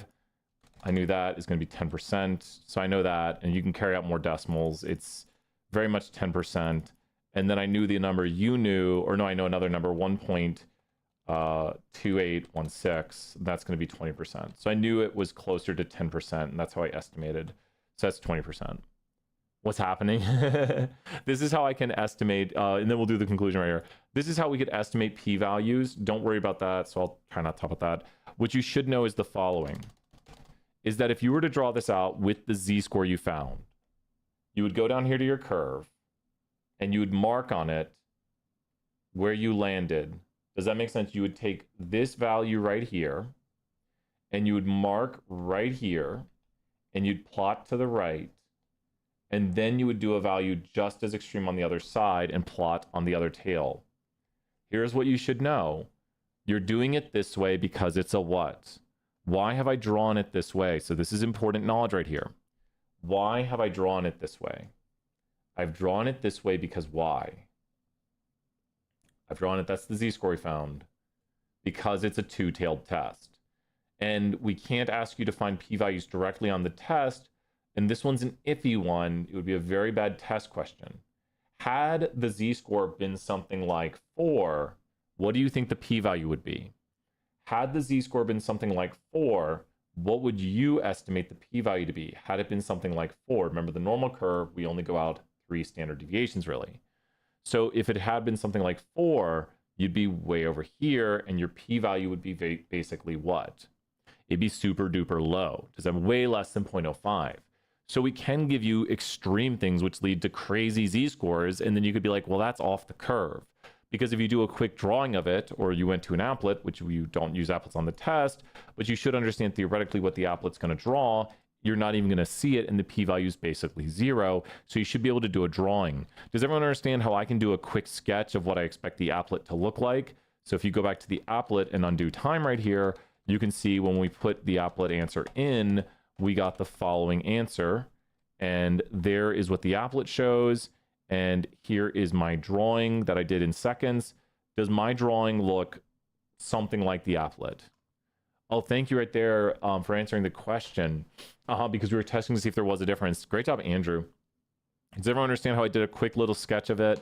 And I'm like, okay, that's about what it should look like.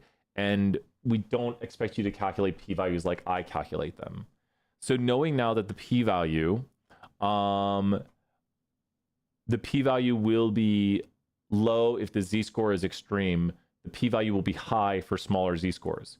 So to draw on this curve right here, if your z-score is inside of here, you get a high p-value.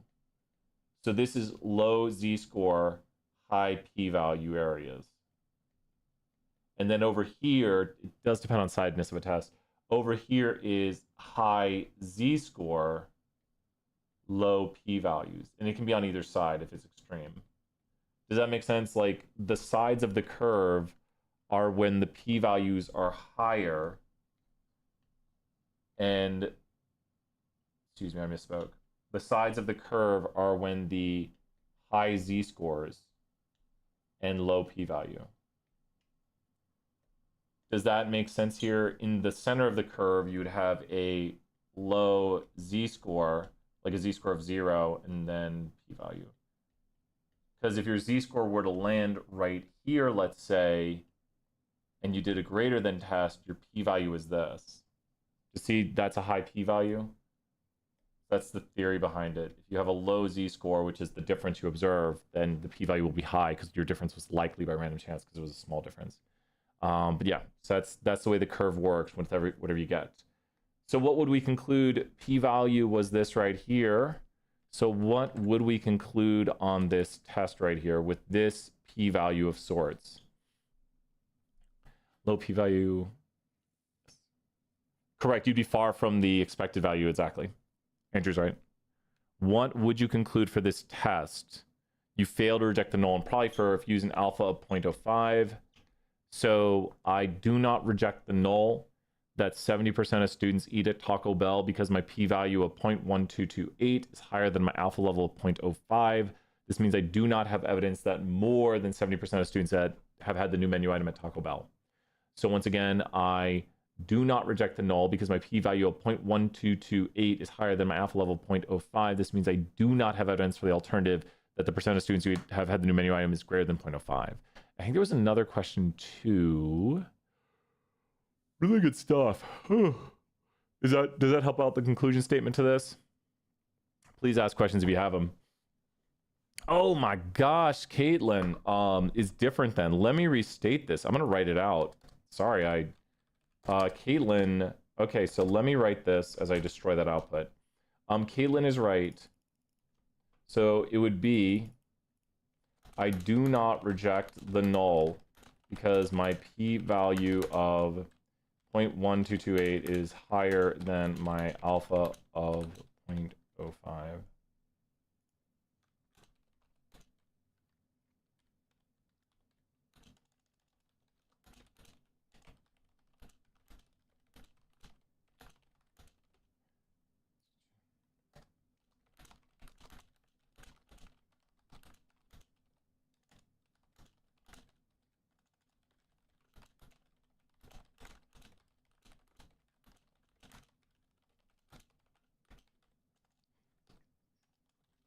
There we go.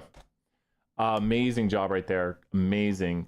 Yes, exactly. We have to have evidence to reject the null. Andrew, good review and good job right there. Exactly. So when we reject the null, it's because we have evidence for the alternative. When we fail to reject the null, we don't have evidence for the alternative. Really good answers and really good practice. Andrew, you are correct. When you reject the null, it's because you have evidence for the alternative. If you don't have evidence for the alternative, you don't reject the null. So really good practice and understanding of the wording. Let's look at, I know one more especially that's on the test. And let's go over, this is a big review. Woo! Interpreting, I'm sorry I was mean to ChatGPT. It's mean to me. Okay, time to do the means. Time to test the means. So when we do a test on the means, we are only dealing with what kind of data? When we do a test on the means, we are only dealing with what kind of data? We do a test on the means. We're only dealing with what kind of data? Quantitative. Mr. T is mean if you're doing drugs. So we're going to go here to analyze and go to distribution. Analyze distribution. What kind of graphic will I see when I graph a quantitative variable like the average temperature in Celsius? What kind of graphics will I see when I go to graph the average temperature in Celsius? And you've got your cheat sheet here. A histogram. Histogram is one of the ways to visualize univariate quantitative data along with box plots, stem and leaf, and dot plots. And we'll go ahead and click OK, and you can see the histogram and the box plot. Now, I look at this and I say, you know, pretty goodish. What do you think I'm looking at when I say, sure? What do you think I'm looking at when I say, okay? What do you think I'm looking at? Nearly normal. The third condition for testing the mean after random and 10% is nearly normal. Now, I'm going to ask a really, not really tough question. Let me ask it this way, making it a little easier as I say in my head. Come up with a guesstimate of the p-value for the test on the does not equals alternative if I test the value of 21.5. 21.5. Take a guess of what the p-value would be. So take a guess of the p-value. Just do it in the chat and I'll show you how I knew this or came up with a pretty, I hope a decent guess of it.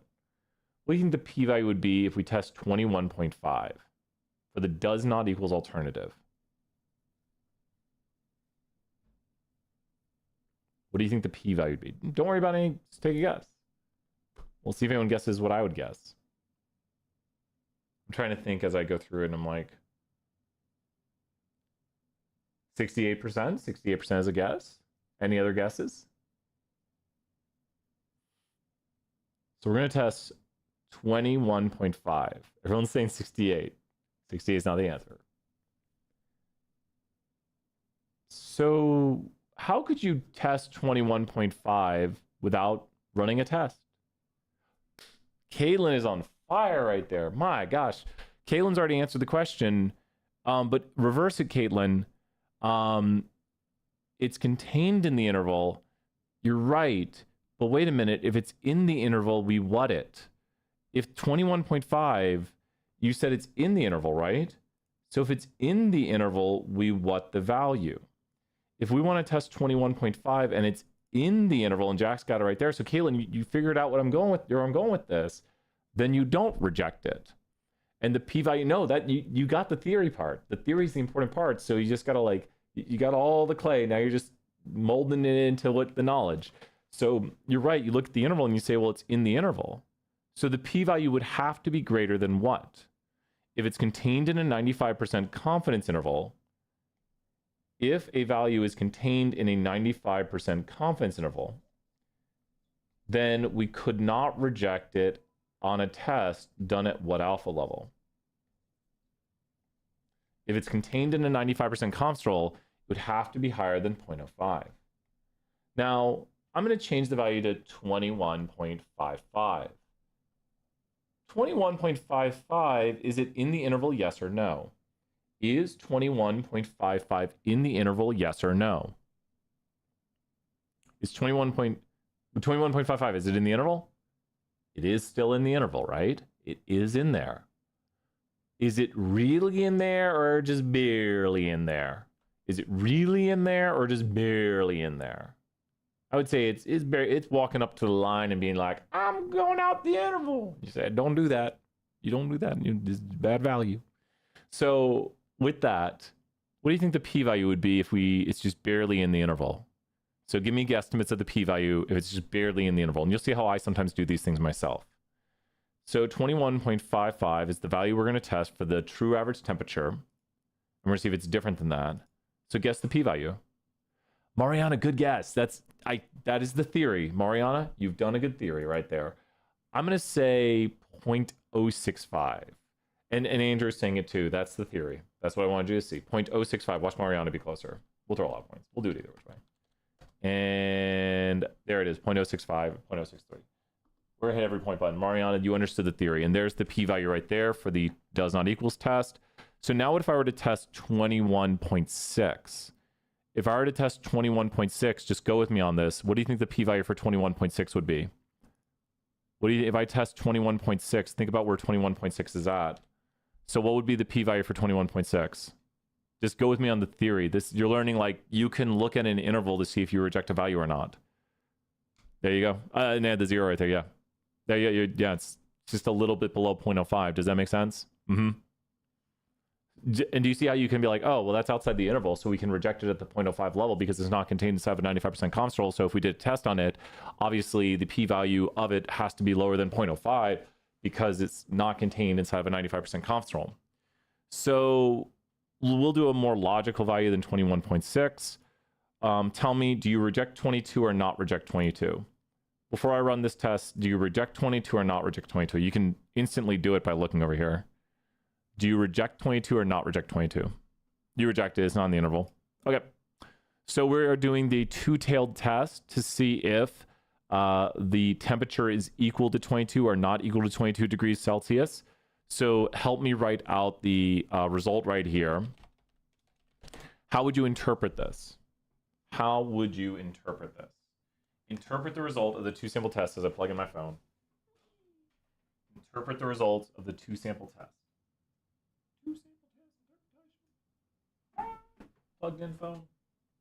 How would you interpret it? We're testing the true average temperature in Celsius is equal to 22 degrees. The alternative is the true average temperature in Celsius is not 22 degrees. So the null is the true average temperature in Celsius is 22 degrees. The alternative is the true average temperature in Celsius is not 22 degrees. And we do true false. Everybody take a break. Oh, true false I can think of. See if you can do it. So remember, the side of the test, the does not equals, will tell you which p-value. This is the does not equals, this is the greater than, this is the less than. You only use one of them. And so what will we write?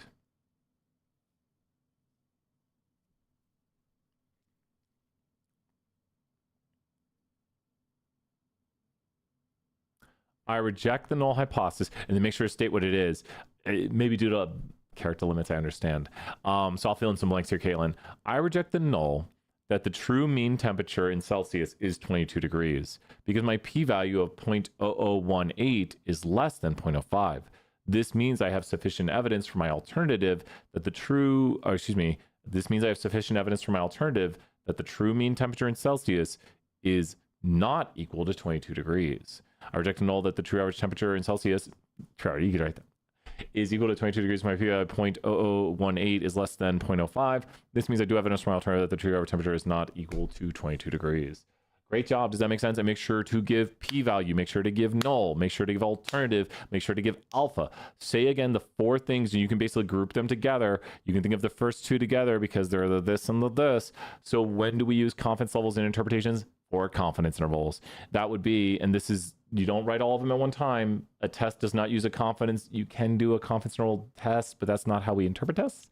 And Andrew right here, if you see it in the chat, MuBot's got the interpretation. And here's the one where you do confidence. Like, I am 95% confident that the true mean temperature in Celsius is contained in the interval 20.2 to 21.58. Does that make sense? So you will use confidence when interpreting a confidence interval, and when doing tests, you will have what four things? What are the four things for interpreting a test? We'll write it down right here for people to see. Four things in test interpretations. Four things in confidence interval. What are the four things for tests? The four things you need for a test. When interpreting the test, and you got to put them together. You don't just say them all. You know, like, here's the four things. And it will have that sort of stuff. You do have to make statements of reject, fail to reject. I would say the null, alternative, p-value, alpha, and of course, like the idea of rejecting, failing to reject, evidence or lack of evidence, things like that. But the four like statistical quantities would be your null, which is context, your alternative, which is context, your p-value, your alpha. And then when the p-value is lower than alpha, reject the null. When the p-value is at or higher than alpha, fail to reject the null. When you reject the null, you have evidence for the alternative. When you fail to reject the null, you fail to have evidence for the alternative. The four things for a confidence interval are what? What are the four things for the confidence interval? And you can see it if you look at MuBot's confidence interval interpretation, you can see the four blanks. Correct. Four things, hypothesis. Great, good question. Good questions, Andrew. What are the four things for... I got like 6 hours of sleep last night. Woke up too early. What are the four things? You can see MuBot's interpretation on the screen. Make sure you know what a null is. Make sure you know what an alternative is. Make sure you know what a p-value is. Make sure you know what an alpha level is. Yes, nice job, Andrew. On fire right there. Yep. You need your level of confidence. Parameter, which is like, make sure to give context to it. Don't just say like, the true proportion of what you're talking about, and then lower bound, and then upper bound. Yeah. So those are the four things, which you can see right there. MuBot spamming the confidence level interpretation in the chat. I am blank % confident, confidence level, that the true blank, whatever the parameter of interest is you're talking about, and then the lower bound and the upper bound. I think we're in the % confident right there, Jackson. MuBot didn't get mad or spamming the chat, MuBot. So let's do some true false. It might be one of our last things, but thank you for asking. We've been going for almost 2 hours. Are people feeling a little more confident in their confidence, in their interpretations and their knowledge? Okay. We're going to do as many chapters as we can. I'm going to try to think of 5 questions per chapter. It's going to be fun. Thank you, Mariana. So chapter 13. Chapter 14. Sorry. Like I said, more sleep.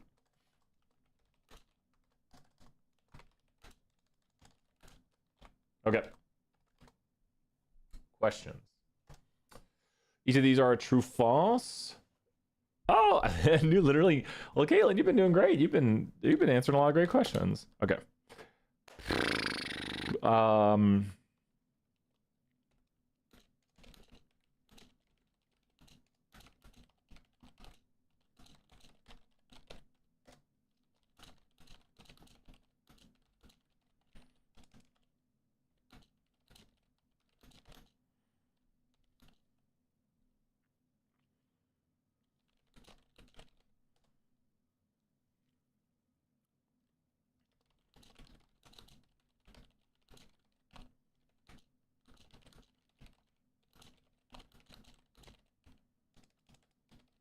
Okay, we'll do this section right here. Let's do 5 per section, then I'll stop and ask you them.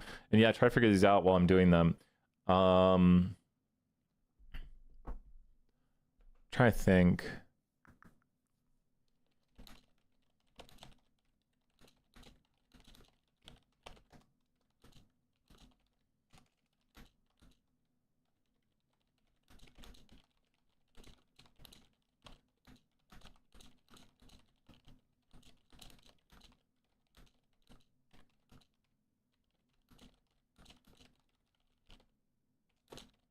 Okay, here is chapter 13, true and false. No, thank you so much. Please put answers in the chat here.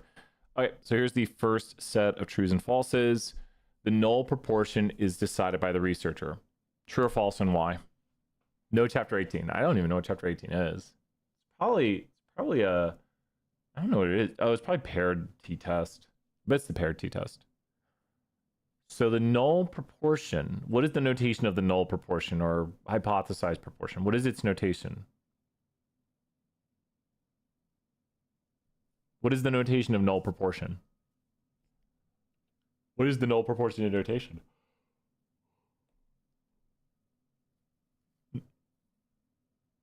Well, that's the null hypothesis. That's the true proportion. P is the true proportion. So P is the true proportion, H naught is the null hypothesis. It's P null. P null. It's also known as the hypothesized proportion, but it's the proportion according to the null. Can a researcher decide that? Can a researcher say, I want to see if 70% of students love Taco Bell, I want to see if 60% of students love Taco Bell, I want to see if 50% of students love Taco Bell, I want to see if 40% of students love Taco Bell? It's whatever the researcher wants to test. So this one is true. That is very much true. So that is a true statement. I know, right? And the null hypothesis is also kind of decided, but the null does have the equal sign, but you kind of determine what you believe is true, and then you test it. And then the alternative is the evidence-based claim. So I guess that's another one. I'll write it on here, and you've already heard the answer. We'll repeat it at the end. The alternative, okay. The next question is, the best way to make an interval more precise is to take less data, true or false? What do you say here for the next one? The best way to make an interval more precise is to take less data. That's very much false. We'll put the answer up here for each one we're doing. It's because the margin of error of an interval, for this interval especially, if you look at it, the margin of error being this portion over here, if you take more data, the interval gets more precise, which is one of the best ways to make an interval more precise, is take more data. Precise means, and great job, Tony, you are correct, because you're dividing by n, making the standard error smaller, which is a component of the margin of error. This component over here on the back of it is the standard error. If that gets smaller, the margin of error gets smaller, and smaller means more precise. If you say to your parents, I'll be home between 7 to midnight, and your parents say, be more precise, what would you say to them? So you say, I'll be home between 7 and midnight, and your parents say, you got to be more precise than that with me. I'm being the stern parent today. Wag finger, that's what parents, I'm not a parent. So that's what I'm getting to right here, Kaylin. So if you say, I'll be home between 7 and midnight, and your parents say, be more precise, then what would you say? How would you respond if they said, be more precise? You say, I'll be home between 7 and midnight.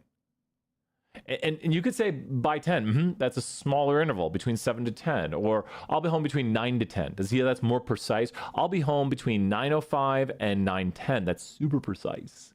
But here, think about this. If you get that precise, you probably wouldn't be very what in your estimate. If you say, I'll be home between 9:05 and 9:06, you probably wouldn't be very what in your estimate of when you'll get home. If you say, I'll be home between 9:05 and 9:06, you probably wouldn't feel very what in your estimate. It's very accurate. Precise intervals are very accurate. Precise intervals are very accurate. Here is a precise interval. Precise intervals are very accurate. Precise intervals can often be not very confident. So precise intervals, you could make it by lowering the confidence, because if you increase the confidence, the interval gets wider. So what is one way to make an interval more precise without altering the confidence? What is one way to make an interval more precise without altering the confidence? What is one way to make an interval more precise, as in smaller margin of error? Precise literally means smaller margin of error. So if you increase the confidence level, you make the interval wider, and you make it more confident, less precise. Larger sample, yep. If you increase the sample size, then you make the interval more precise, but you are not altering the confidence level. Does that make sense? And alpha won't be used for, there's an analogous relationship. Tony, good answers, 5,000 points, Tony, right there. There are some relationships to alpha and confidence intervals with testing. We won't so much talk about it. Some people mention it. I don't.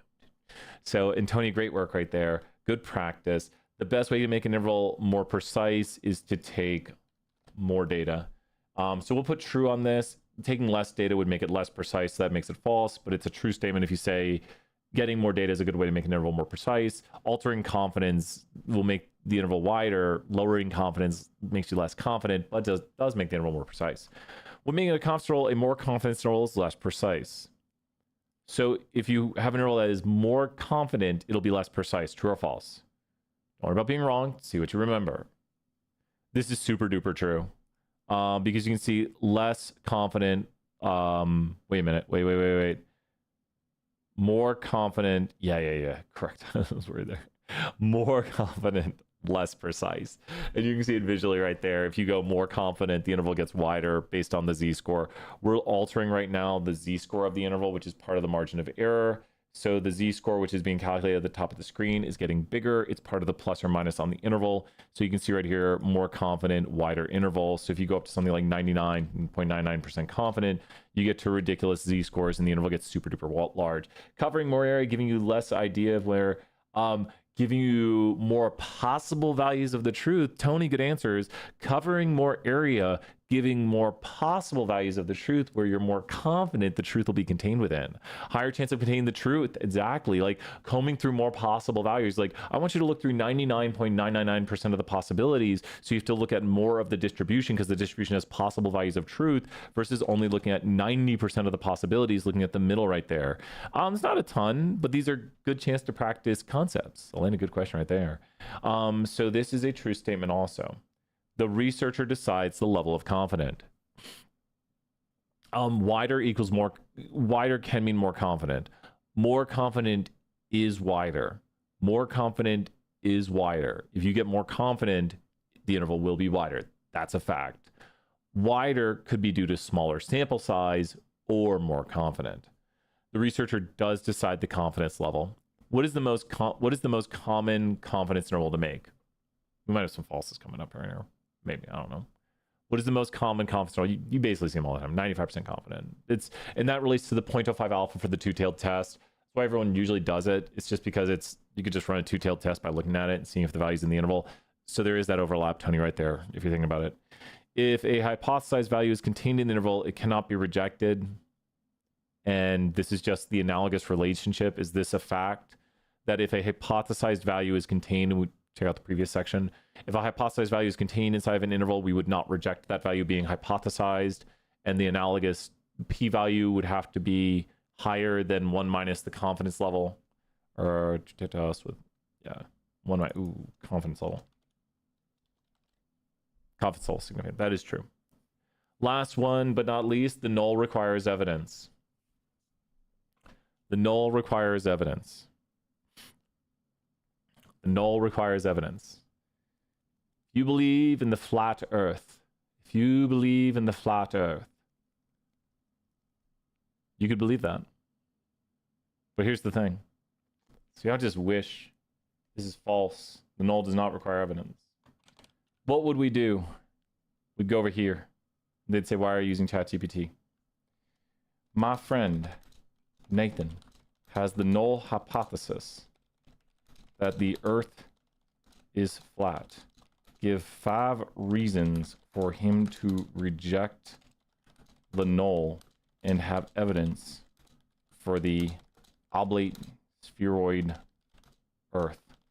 Also, come up with ways he might try to counter this and a counter to his counter. Blasphemy, not YouTuber. Oh, I'm sorry, Jaden. Jaden, good to see you. And I sent you some. I'm sorry, Jaden. Photos from space. He's gonna say those aren't real. Yeah, he doesn't trust him. He's not gonna trust that. Horizon curvature. He's gonna say I can't see it in those photos. He's gonna say I can't see it. It's due to atmosphere reflection or perspective.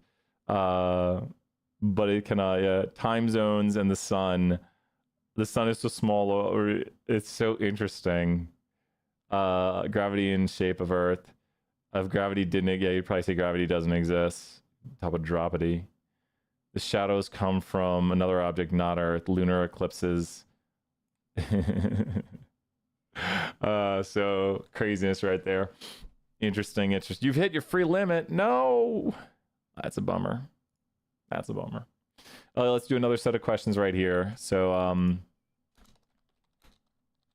have a little fun between. We always have a little bit of fun here. Let's start to a 1. Okay, so true false review, chapter 14, and this is confidence intervals for the mean. So question number 1 would be, we have to meet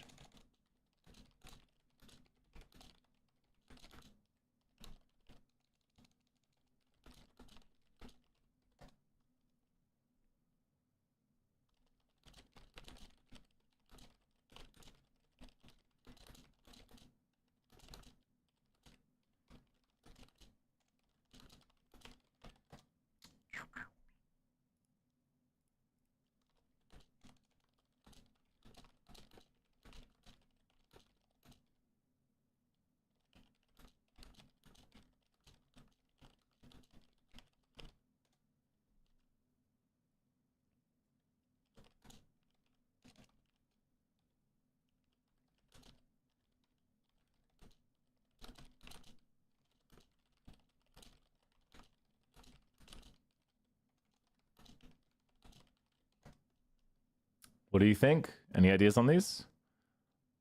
Let's see.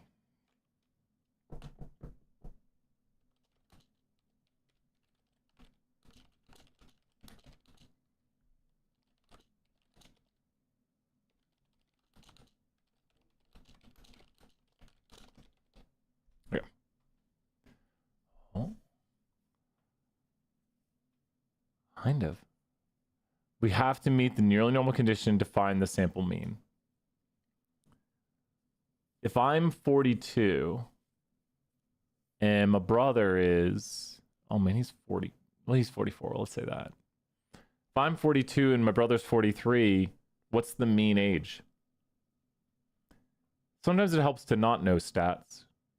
If I'm 42 and my brother's 44, wait, we'll put another one down here.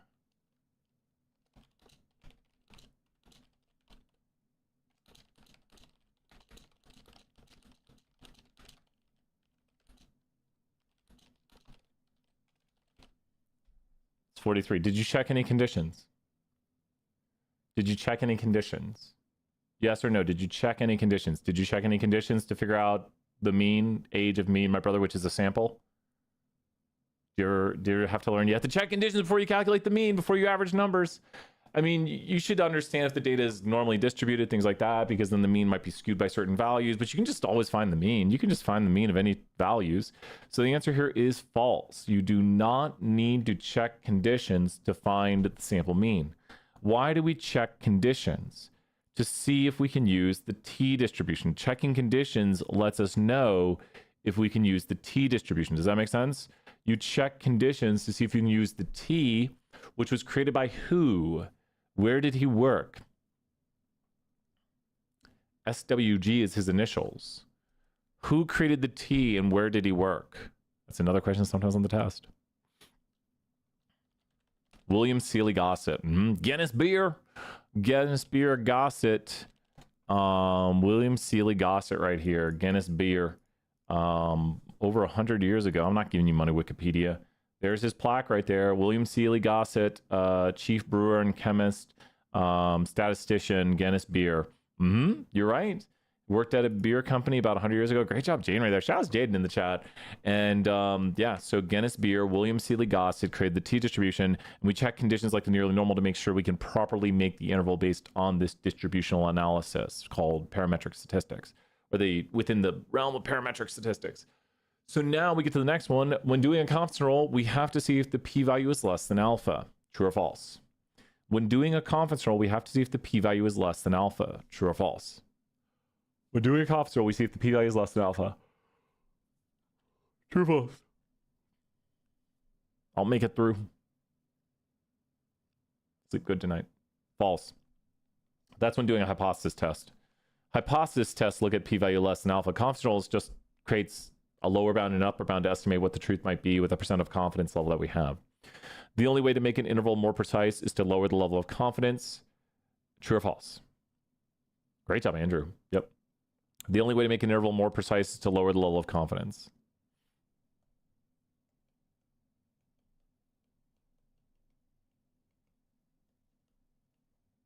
False. Why?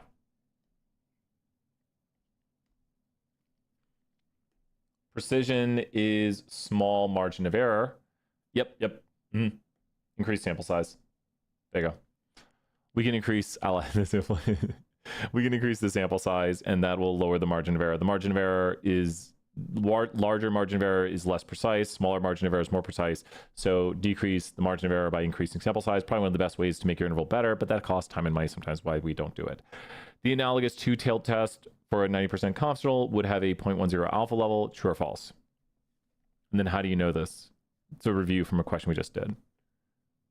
Well, not that it's true. Not saying it's true. Yep. And it basically looks like this. If you talk about the inside and the outside, the confidence interval is the inside. So if you have 90% inside, that would leave total on the outside 10%. So when you have 90% inside, the analogous two-tailed test is 10%. Does that make sense? These are complements of each other. So those two values are complementary, and it's the idea of you can do a test by running the confidence interval. That is correct, Caitlin, right there. And those are the analogous. It's like you don't have to do these. It's just the relationship they have. But it's only like the analogous. It's like one of those things like, imagine if you learn how to play baseball and then you kind of know how to play softball.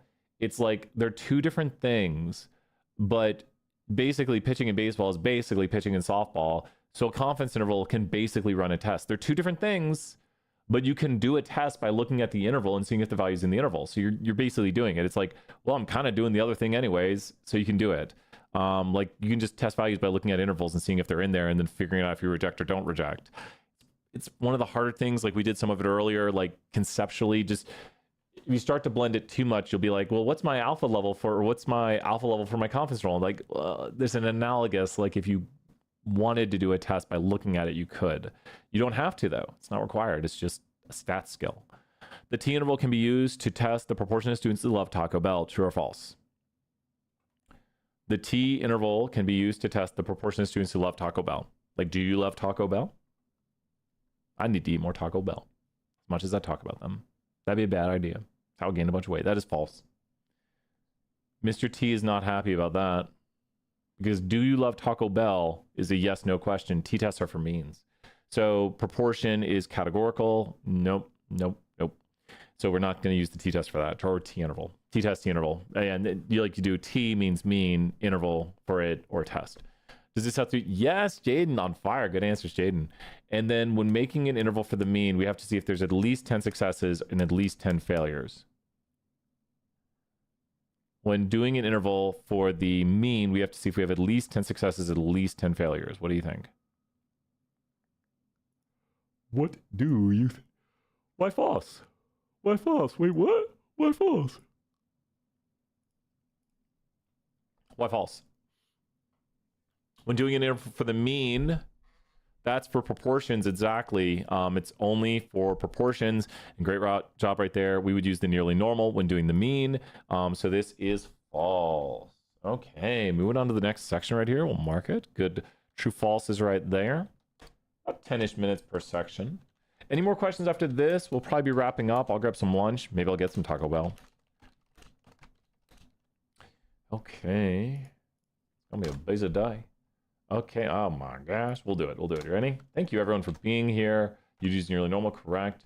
Chapter 15. Okay, let's do this.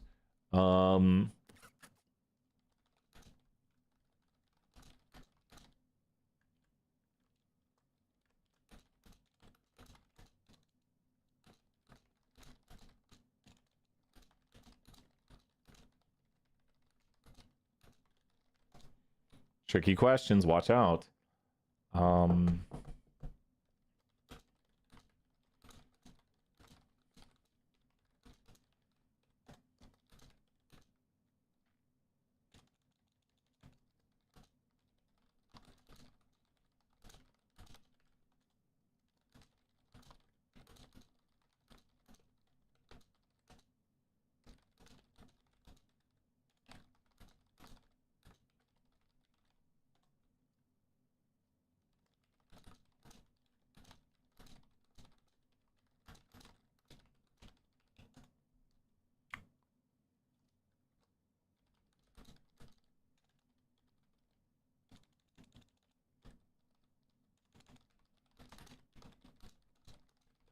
Okay. Bad word. Sure, Katie. Which one do you want to calculate? We could do a sample question after this. Katie, you got it. Okay. Sample distributions. Oh, yeah. It's last test, Jaden. Test 2. Good questions. When figuring out what P naught is, we have to make sure we have at least 10 successes, at least 10 failures. Hey, you're welcome. Do we have to have at least 10 successes, at least 10 failures to figure out what P naught is? We did a question earlier. Did we have to have at least 10 successes, at least 10 failures when we figured out what P naught is? When we figured out what P naught is, did we need at least 10 successes, at least 10 failures? Where'd that question go? I think it might be... No? Oh, here it is. It is false. P naught is just the hypothesized value from the researcher. P naught, you can think of it as true proportion because P is true proportion. So it's just what you hypothesize the truth to be. Does that make sense? If P is true proportion, which we don't know because we don't know all the data, then this is what the truth is hypothesized to be. If mu is true mean, which we're not doing in this problem here, what is mu naught? If mu is true mean, then what is mu naught? If mu is true mean, then what is mu naught? P naught would not be the estimate. P hat is the estimate. P naught is the hypothesized of, you just say, I want to see if 70% of students love Taco Bell. And not the estimated, hypothesized. So just really briefly, and I'll write it out here. If you go right here, P is true proportion. P hat is equal to sample proportion. And P naught is the hypothesized true proportion. It's not an estimate from the sample data. And so if you think about the other ones we have, if you have Y, I'll do them in order, why not? What is mu? What is Y bar? And what is mu naught? Notice the pattern, I did put them in the same order to help. So what would these values be?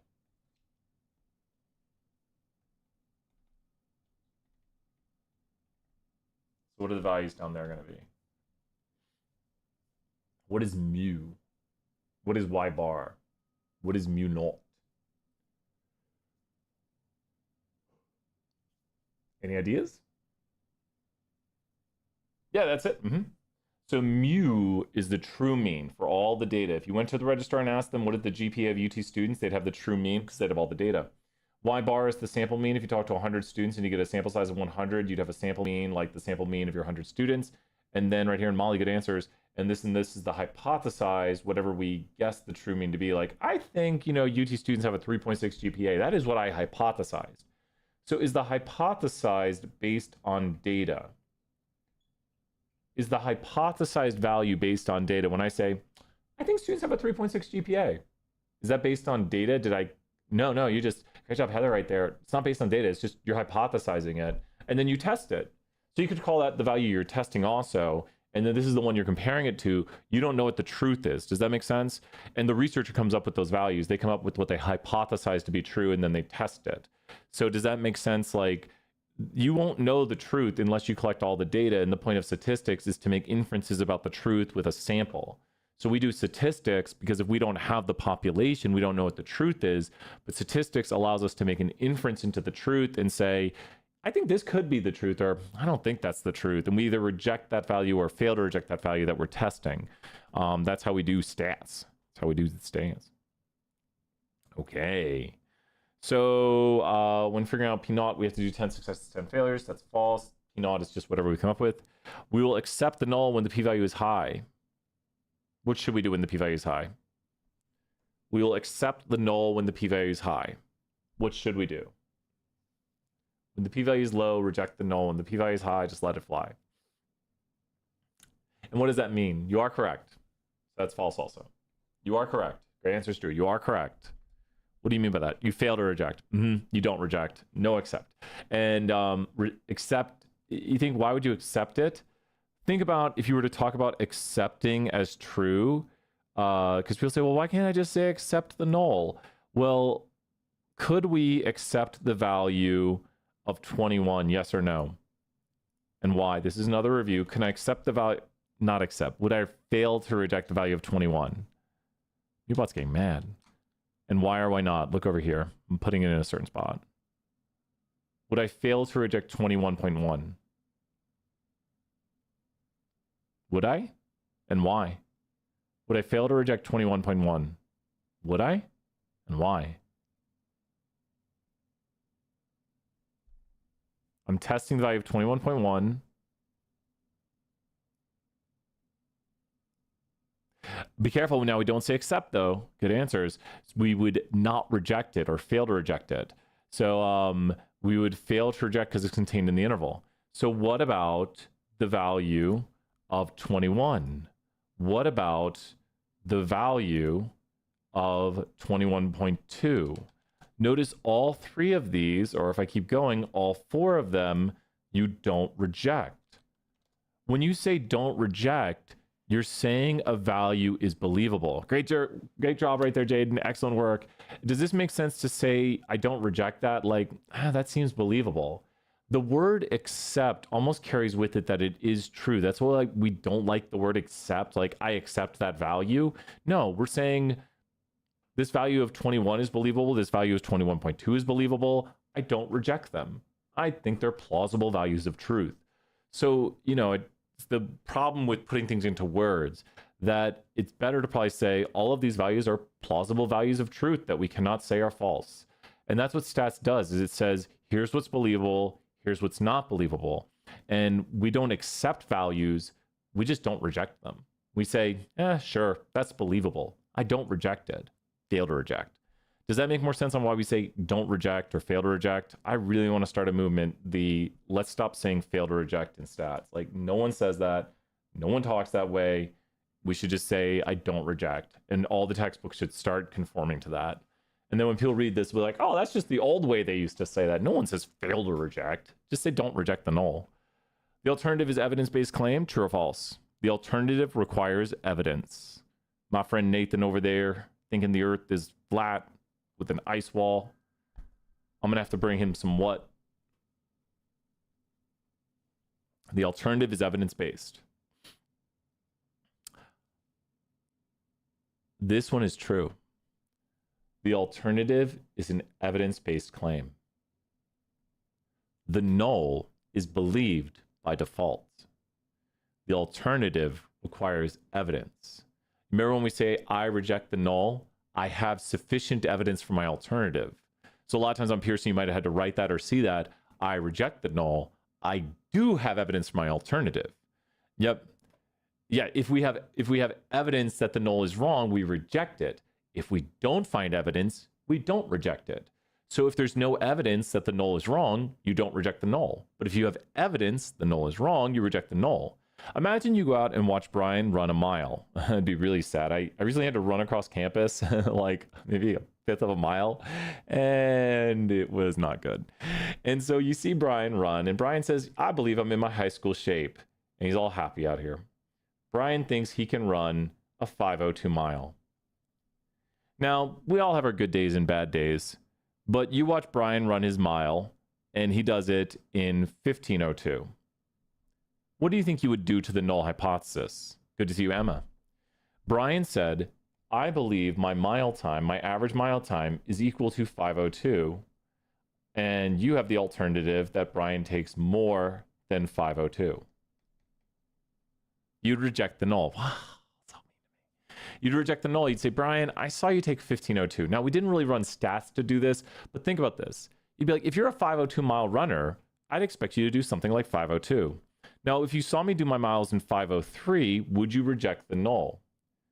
Would you reject the null if you saw me do it in 5:03? I'd probably land right here on the distribution. If we were to do it out, you wouldn't reject the null, because that's not enough what that I take more than 5:02. Thank you, Seth. Thank you. Very kind of you, Seth. Shouts to Seth right there. Points in the chat. That's not enough what to think I take more than 5:02. If you see me take 5:03, you're like, well, maybe you are a 5:02 mile runner. Like, that's believable. It's believable that you take 5:02. I'm not going to reject that. I don't have enough what yet. That's not enough evidence. And we would show this via p-value, like we didn't have enough evidence, like this wasn't far enough away. And at some point, I'd have a big enough difference that you would say there is enough evidence, or you'd watch me long enough, larger power of the test, and say you have enough evidence to reject the null. Probably, yeah. Pretty much all nulls can be rejected. If someone fails to reject the null, they did not find enough evidence for the alternative, true or false. If someone fails to reject the null, they did not find enough evidence for the alternative. True or false? If you fail to reject the null, which we kind of just did, true. If you fail to reject the null, you didn't have enough evidence for your alternative. You would say what I saw was believable with the null. There's not enough evidence to believe otherwise. Evidence is evidence for the alternative. The null is what is currently believed unless there's evidence to reject it. Rejecting the null occurs when the p-value is less than alpha. Is that when you reject the null? Sounds like when the p-value is low, reject the null. Rejecting the null occurs when the p-value is less than alpha.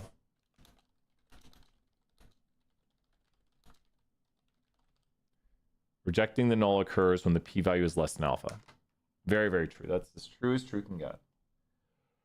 Sign of the alternative is picked by the data. Do we look at our data and say, okay, we are doing a greater than test because the mean looks higher? The sign of the alternative is picked by the data.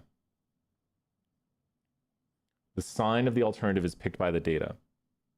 The alternative sign being the less than, the greater than, or the not equal to. No, it's the researcher's question. So this is false. The alternative is the researcher's question. And if you are doing notation for the null has the what? If you're doing notation for the null and you're writing out a null hypothesis, the null has the what? You can just put it right there, and then you pick the sign for the alternative, like you're doing a does not equals test. The null has the equal sign. The null has the equal sign. There you go. Null has the equal sign. And if you're doing chapter 19 breaks that with the independence idea, but all other chapters cover the null has equal sign. Okay, 2 more chapters. Let's do this. Let me put in the notes here. Chapter 16, true, false. 1 to 10 minutes per section. Thank you everyone for being here.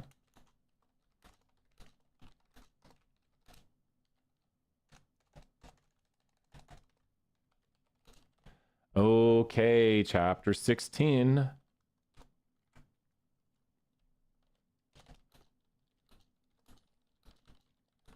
You're welcome.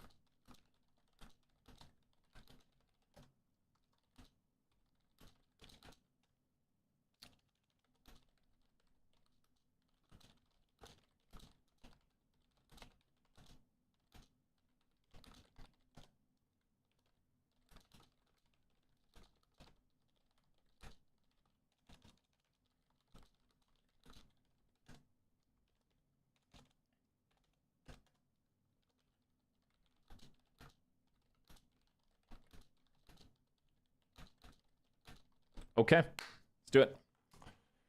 Ooh, Andrew already on fire right here. A type 1 error is worse than a type 2. That is false. It depends on the context. Andrew, great answers right there. You are correct. The first answer is false because think about this.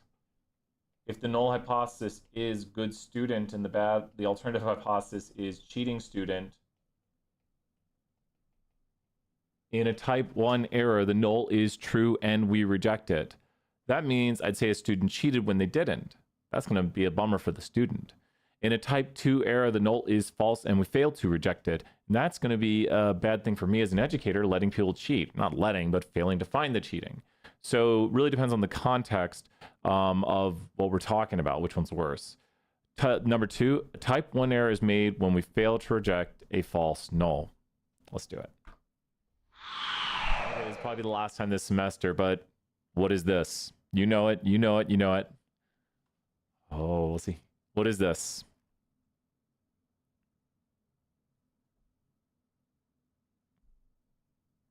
One.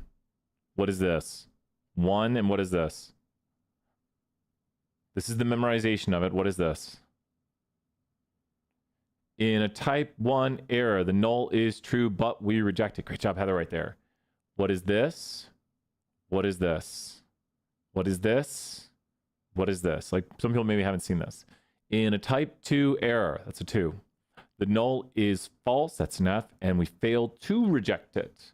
You just got to say it a bunch of times. Just let your roommates think you're crazy. Be like, in a type 1 error, the null is true and we reject it. In a type 2 error, the null is false and we fail to reject it. So there's 2 Fs in the type 2. We have to think about what is being said right here as we look at problems. Check out the review we did last time, but it just comes down to practicing it. And I'll tell you this, one of my first semesters being a TA for Set to 1, I actually reversed it, and a student was very unhappy with me, and they were like, Brian told me it wrong, and Charlie quizzed me on it, and I got it right. And I was like, okay. A type 1 error is made when we fail to reject a false null. That's a type 2 error, so this is false, this is false. The 3 things that control power of a test are not confidence level, sample size, and effect size. See, this is tricky because it's not really confidence level, it's what? I mean, it's analogous. Someone could be like, well, you know. So, and great job, Heather and Noel. What is it really? The 3 things that impact power, it's alpha level, which is the, it's kind of like confidence level, that's why it's a tricky one. I don't think a test question says that. It's the level of significance. Exactly, and I do want to write this out. If you haven't done this little notation, this is a good way to remember it. These things right here, your type 1 error rate, which is your level of significance. Good for stuff coming up. Your sample size. And effect size. All of these, if you increase them, decrease what? All of these, if you increase them, decrease what? By increasing any of these, you decrease what? If you increase any of these, you decrease what? If you increase any of these, you decrease what? Beta. What is beta? Conceptually, what is your beta? Your beta is the amount of time you make what, or the percent of time you make what? Good questions. And you can't change effect size. Yep. Coming up here. Beta is your type 2 error rate. So beta right here, beta type 2 error. So why would power increase, which is the ability to correctly reject the false null? Basically the ability to find results. I wish we just called it that. Like power means you can find results if results exist, which means rejecting the null if the null is false. Why would power increase?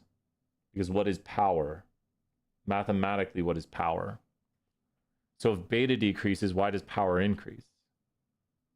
Basically, power is not making a type 2 error. It's not failing to find results when results are there. It's 1 minus beta. Great job, Heather. Excellent work. Heather, 5,000 points in the chat. It's 1 minus beta. So literally, it's the complement. So if you notice by the color coding right here, increasing alpha increases power, increasing sample size increases power, you don't really increase effect size. Because imagine you're trying to figure out, I'm just hungry right here.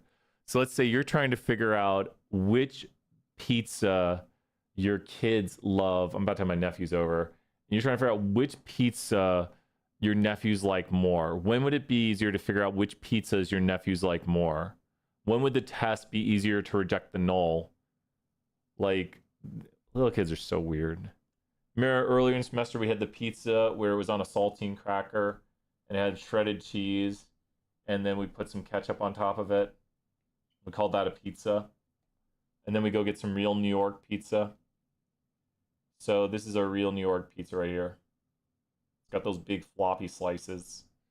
So what this would be right here is a bigger effect. Does this make sense? Like, there's a big effect size here where the differences between these pizzas are so grand. Is the first one, it's an alpha sign. This is alpha for, I'll write it a little bit nicer, it's an alpha. That is type 1 is your alpha rate. It's alpha right there. Alpha, beta. Does that make sense what effect size is? We're only talking about effect size right now. When do you think it'd be easier to figure out which pizza the kids like better?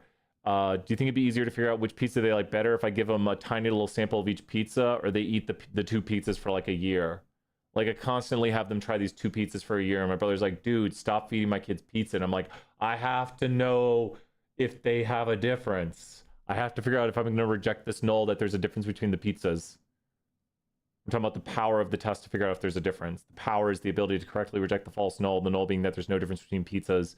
When do you think it'd be easier to figure out if there is a difference between the pizzas? If I give them a tiny sample of each, it'd be if I give them the pizza for a year, because that would be a larger sample. Does that make sense? Larger sample size makes it easier to reject the false null because you have more data. And if you have more data, you can figure out better the differences between the groups or whatever you're trying to analyze. So larger sample size, if I give them the pizza for a year, it's gonna be easier to figure out. That's a more powerful test. My brother's not gonna let me do that. And the last one, but is the final cumulative. There's tools and techniques. We covered that some yesterday too. Molly, good questions. Check out the reviews, review 3. And last one right here, alpha level. And thank you right there, Andrew, really good advice. With the alpha level, it would be, to compare the alpha level, when would it be easier to say there's differences? If I say to my nephews, you can tell me if you like them a little better, or I really need to know, and you have to be super certain. Like, when would it be easier to detect if there's differences? Like, tell me if they're a tiny bit better, and we'll just say they're better based on that. Or I really need to know, and you need to be very careful. Like, I really need to know, need to be very careful. This is super duper important. It actually would be easier to detect without super certainty. So if you increase alpha, basically, if they're like, I'll be like, if you detect the tiniest of differences, I might use a different example because this example kind of flopped. Sorry. Let me do it this way. We're conducting research and we are trying to decide to go out with a new marketing campaign. We're going to decide on this new marketing campaign, and we have the option, because we have marketing campaign A and marketing campaign B. Does that make sense? Like, this campaign is going to be like an internet campaign with X and Insta and TikTok. We're going to get Logan Paul and Jake Paul and Mike Tyson. They're going to do a big collab and everything. The Knechtleys are going to come back. It's going to be crazy. And I'm going to debate them all here live at UT. I'm going to debate Mike Tyson. I'll debate Mike Tyson in the ring. Bring it on, Mike Tyson. I'm not as young as Jake Paul, but I'll lose.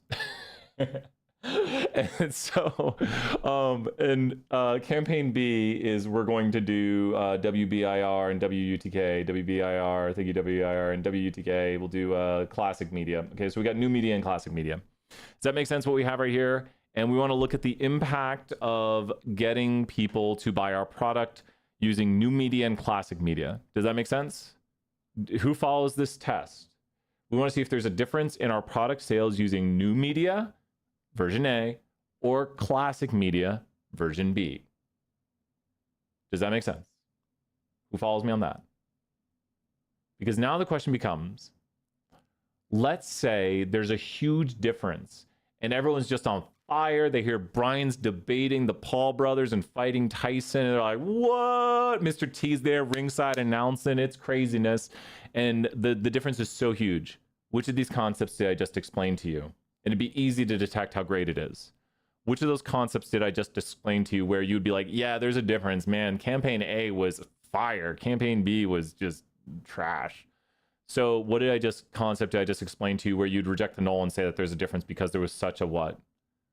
Which concept did I just explain to you over there?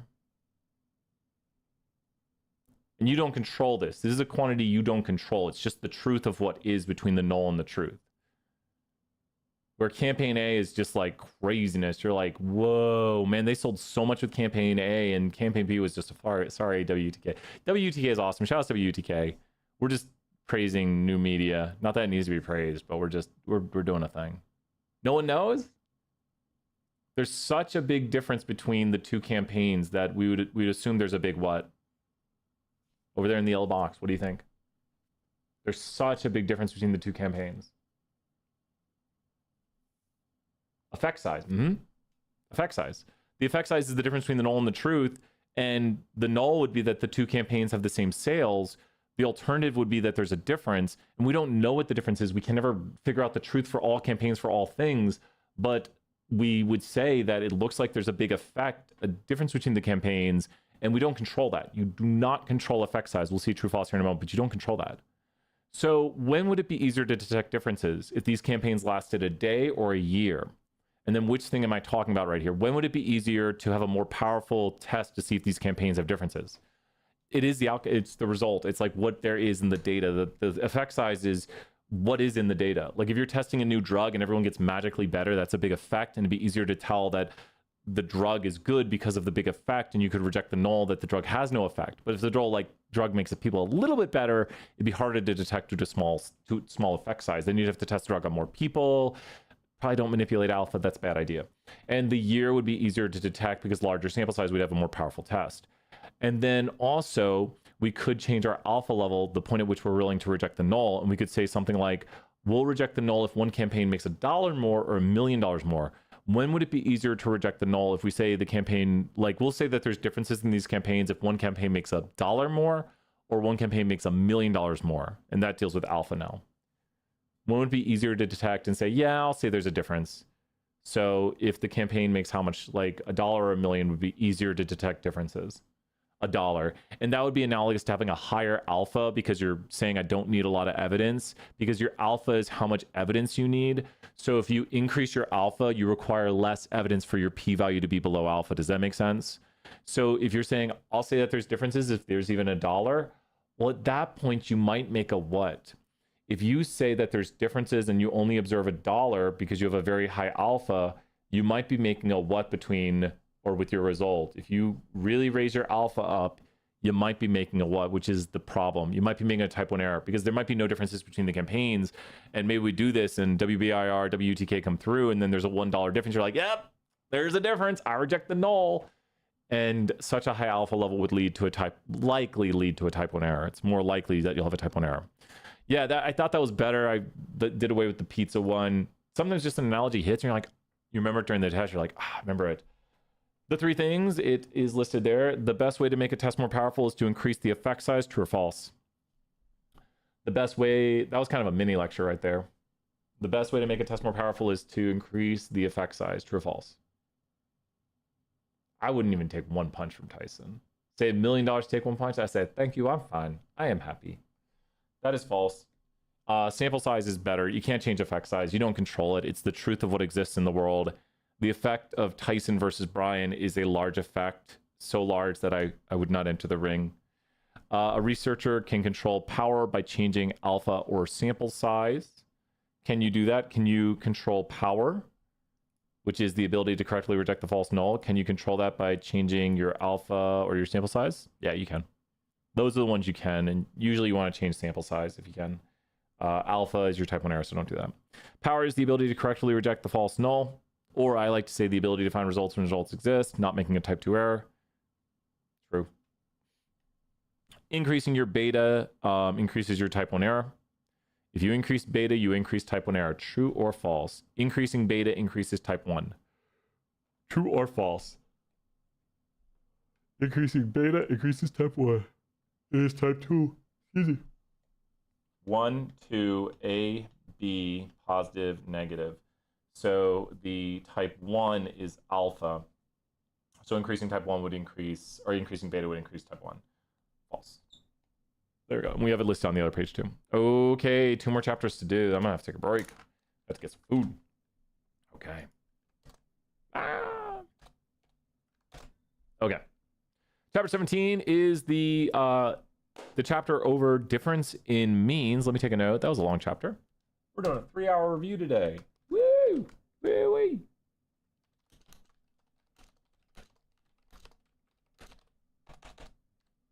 There we go. With this, okay,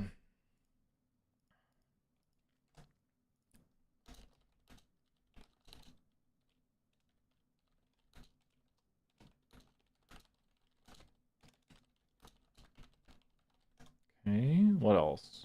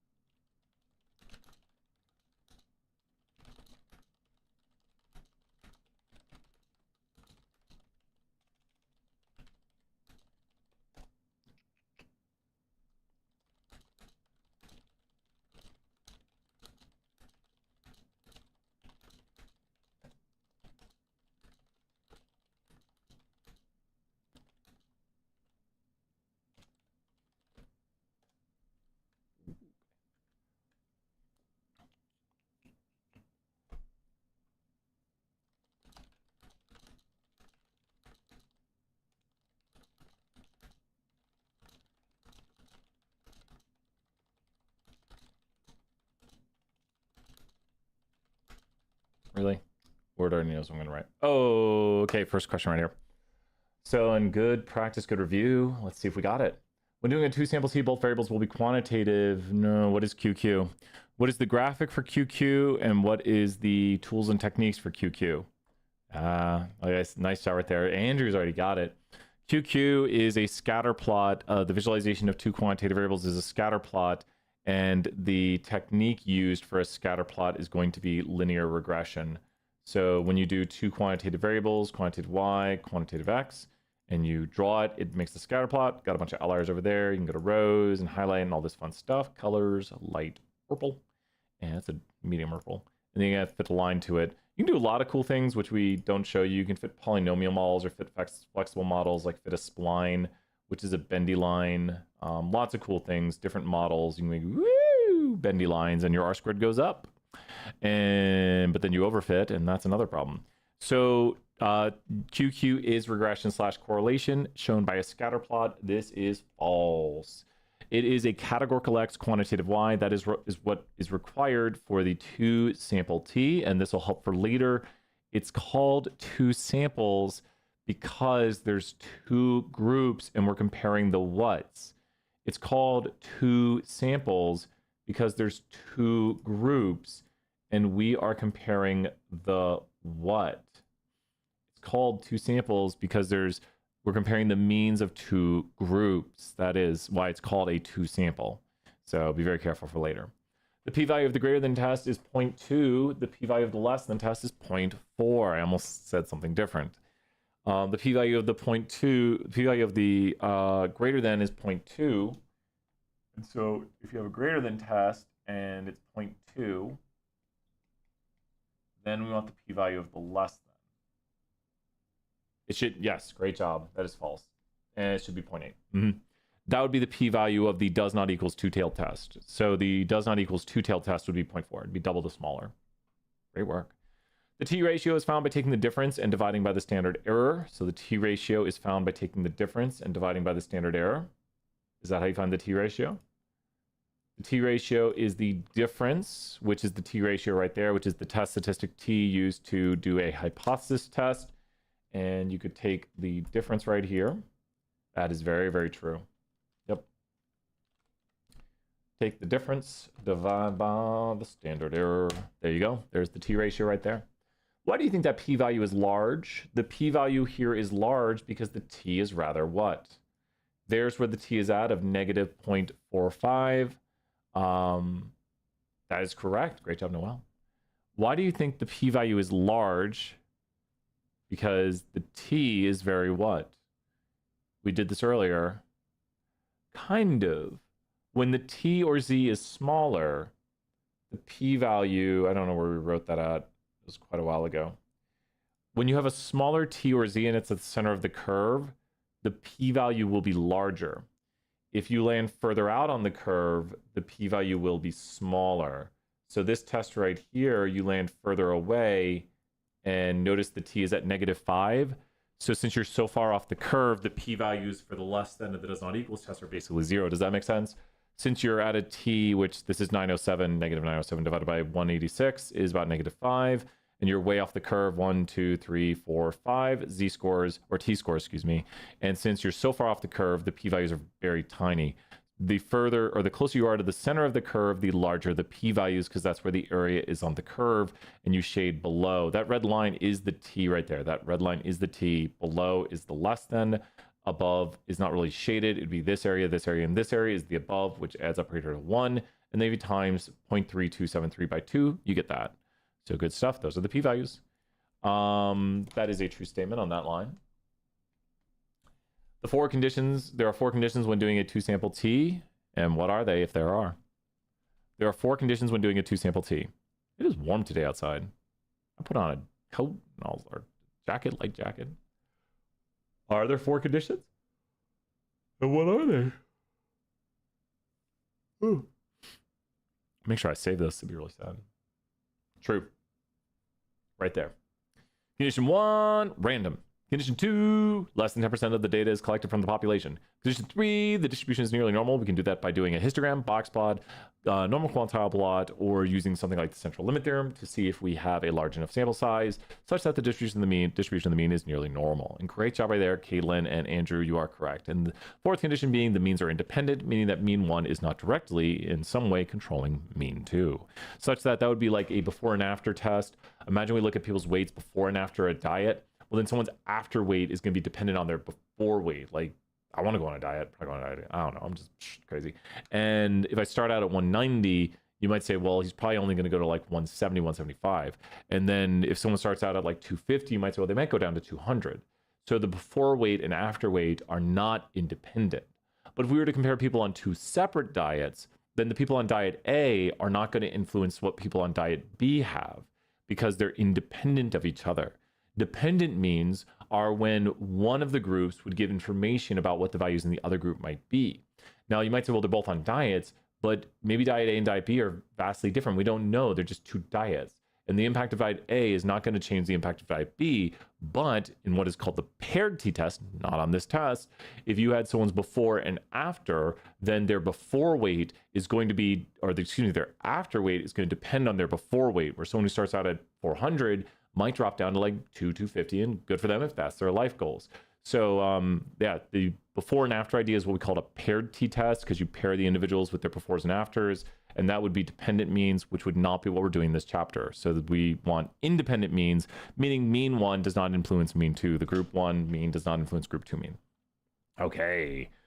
There are 4 conditions. That is true. Random 10%, nearly normal, and independent means. The 2 sample means, we have 2 variables.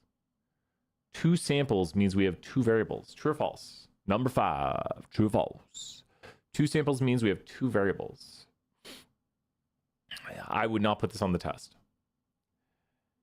So this would not be a good test question. I was going for false. It's not a good test question. The idea, oh my god, idea of 2 samples is this. This is what 2 samples means. 2 samples means your X variable has 2 groups to it.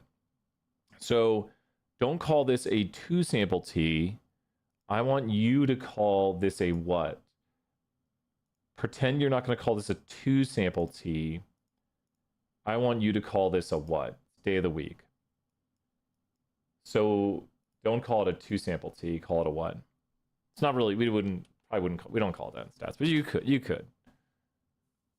Don't call it a 2 sample T, because it's not. It's not a 2 sample T. So this wouldn't be a 2 sample T. If you were to come up with a name for it using your knowledge, you might not call it a 2 sample T, you'd call it a what? day of the week. So think, why do we call the one on the screen over here a 2 sample T? You see there's the 2 samples? A 7 sample T, yeah, if you see 7 samples. We actually use what's called the analysis of variance right here, and look, we get intervals, 1 sample T intervals for each of these. So there's all the intervals to estimate the different means for each group. We run an analysis of variance, we come back with no significant difference between the groups. We could do a post hoc test, all these fun things you learn in later stats. Compare means, you can actually do individual t-tests between all the groups, or use Tukey's honest significant difference to compare all of them. All the circles overlap, so there are no differences. All group A. Where's the connecting letters? So you learn how to analyze other output like this, and if you know what you're looking for, you just look at it and say, oh, there's no differences. P-value high, no differences. All the groups overlap, no differences. But the 2 sample T is comparing 2 groups. Not a good test question. Don't love that one. We could do a 2 sample t-test to see if someone living on campus is independent of them being a graduate student, true or false, which will lead into the final section. It's the final section. We could do a 2 sample t-test to see if somebody living on campus is independent of them being a graduate student. True or false? So what are the variable types? You have living on campus, on or off, graduate student, yes or no. So the answer is false. It'd be the chi-squared. Great job, Katie, right there. It'd be the chi-squared. The chi-squared test of independence tests to see if there is 2 categorical variables are independent, or if they are, oh, not because of the independent groups though. Independent groups is a condition for the 2 sample T. The idea of testing to see if 2 variables are independent, with that wording, especially between 2 categorical variables, and think about why. What condition do you meet right over here, somewhere on here, that would say to you, I think we're doing chi-squared. What condition on this screen, if you test graduate student and on or off campus, one condition on this screen would relate to what you're doing? Would you be like, I think I'm doing chi-squared because of this. Count data, 2 categorical variables. So because it's 2 categorical variables, you wouldn't use the 2 sample T, which requires a categorical X, quantitative Y. The count data condition means you have 2 categorical variables, and you'd be doing the chi-squared test of independence. Last but not least. Okay.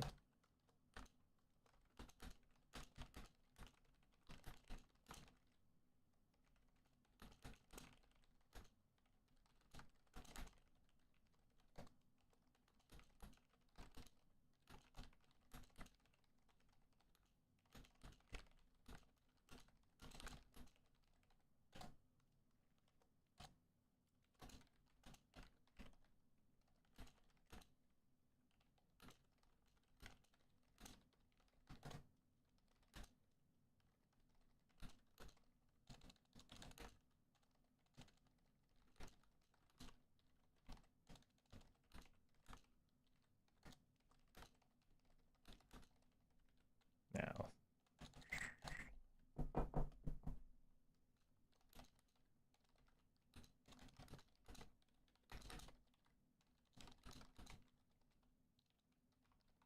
One more. Oh, I know, right? I need food. We're right about to hit the 3-hour mark. Oh, great job, Kayla, another reviewing. Anytime is food time. I do have a Quest bars. Oh my gosh, I already ate one of my hours. I shouldn't do that. Okay. One more. I'll make it a real one. I was gonna make it a joke one. Make it a real one. But it's hard to think of, like, I've thought of like 36 true falses right here. Let's see. Watch this. We'll go over to ChatGPT. Watch this. Let me see. Here's what you want to do. Use the following information and come up with 40 more true/false questions, but don't give answers. Okay, I'll leave you with this. Is that pasted? Pasted. Okay, we'll look at that in a moment. We'll go back and look at that. Okay. A lot of crazy things with ChatGPT. Here we go. When we say that 2 variables are not independent, we are basically saying they're associated. True or false? When we're saying they are not independent. And we might have ran a test earlier where we can say that. Let me look at that. I don't know if the Pokemon data has any indication of non-independence. Where's the Pokemon? Analyze fit. What about X? I think type actually. Type can explain legendary.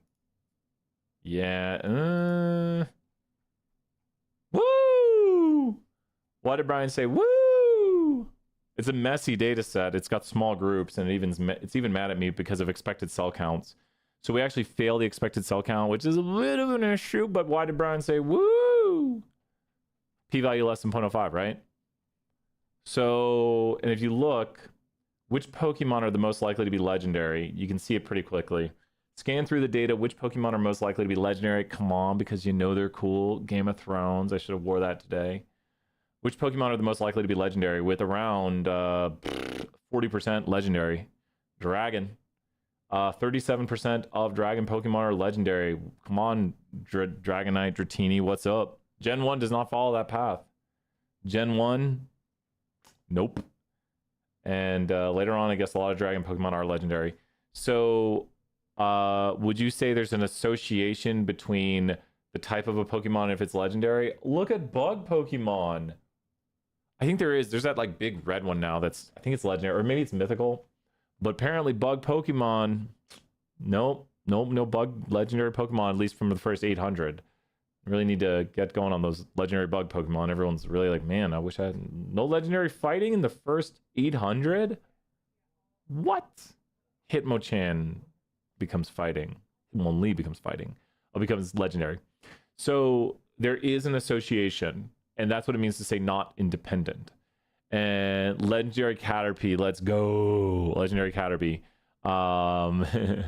I'm going to take this, and this is a quote of the day, Grayson. Thank you, Grayson. Quote of the day, legendary Caterpie, LMAO, for Mewbot. Mewbot shall forever remember, quote of the day, quote number 492. We're almost at 500 quotes.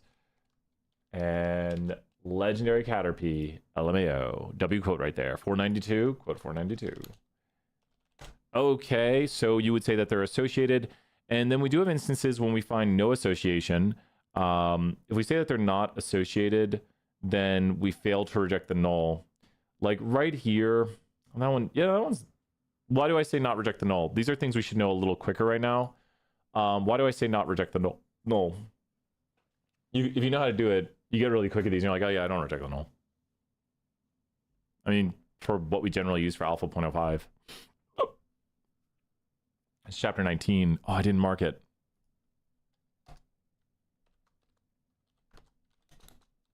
P-value is higher than 0.05. P-value is higher than 0.05.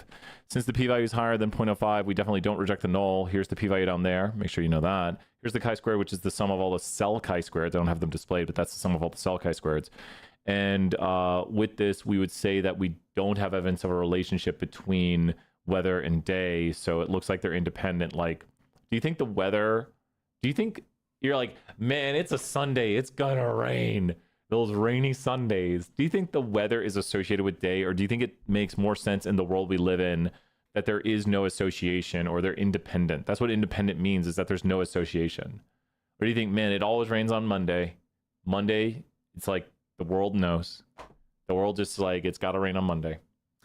I would say it makes more sense that there's no association, that they're independent. Hey, Clay, you're welcome. We're heading out here in a moment. I've been going for about 3 hours, or I have been. They're independent. It feels that way. It feels that there really is no association. I know, need that energy, as BTS once said in their famous song Dope. A high chi-squared value will often show a low p-value. So when you look at the chi-squared distribution, the chi-squared distribution is only positive values. For the exam, we should always assume the value, correct, assume alpha and 0.05 unless otherwise stated. And if you look here at the chi-squared distribution, then what you'll notice is on the chi-squared distribution, we'll put in degrees of freedom 3. And if you find the p-value from this and you increase your chi-squared value, or I'll put in there, find that.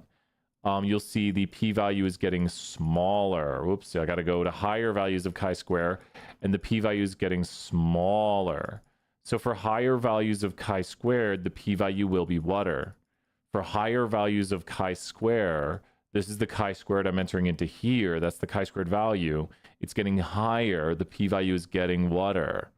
For higher values of chi-squared, the p-value will be smaller because the sum of the cell chi-squareds is a sum of the standardized differences. And if there's more differences, the differences are less likely by random chance. Less likely by random chance means smaller p-value. I've been marking these. So this is true. This is true. A high chi-squared will often show a low p-value. That is true. The degrees of freedom for the chi-squared are n minus 1. True or false? Chi-squared degrees of freedom are n minus 1. Chi-squared degrees of freedom, that is false. So for, here's the thing. I can tell you how many types of Pokemon there are really quickly, at least from the data set. Why can I say to you, where's my, oh, did I lose it? I deleted it. Let me redo the Pokemon thing. I can tell you how many types of Pokemon there are pretty quickly from the data.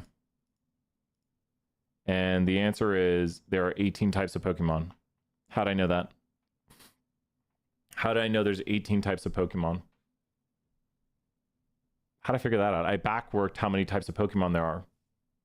Because there's legendary, true, false, right? So how did I figure out 18 types of Pokemon in this data currently? Type 1 has 18 possible values.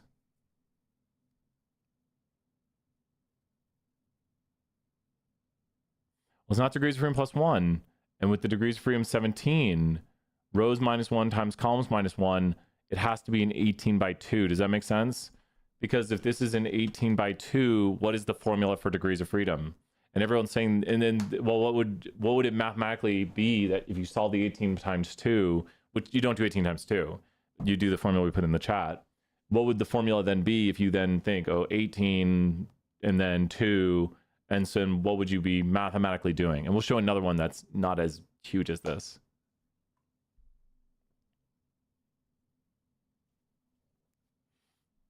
Exactly. You just drop 1 on each, right? So how about, why is it all shading? This is a 2 by 7. What are the degrees of freedom? I shouldn't have said that. I'll do a harder one next.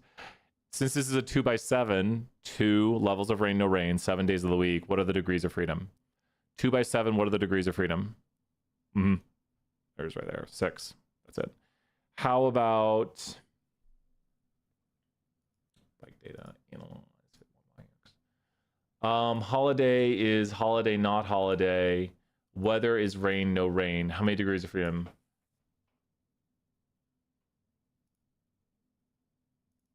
So if you look at this table right here, how many degrees of freedom? Some people get tricked by this because they think, oh, that's a 3 by 3, but no. There's no yes, no yes, or rain, no rain. And there's 1 degree of freedom.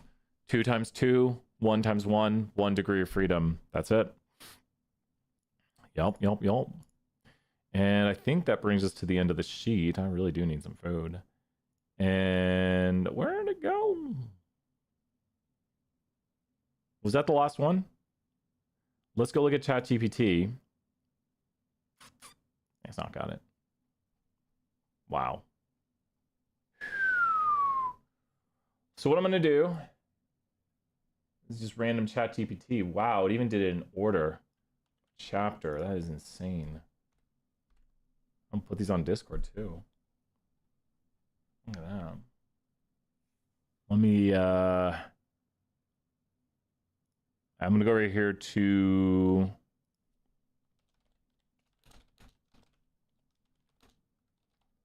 so these are on the Discord. You can put them wherever you want, but I'm gonna make this a thread now.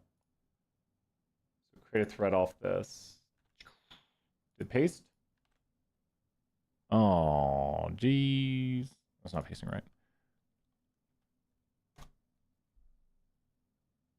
Your message was not delivered because you don't... What? I don't understand. You're welcome, Narav, right there. I don't know about all of these. There's some good ones. You can pause the screen. See what you think.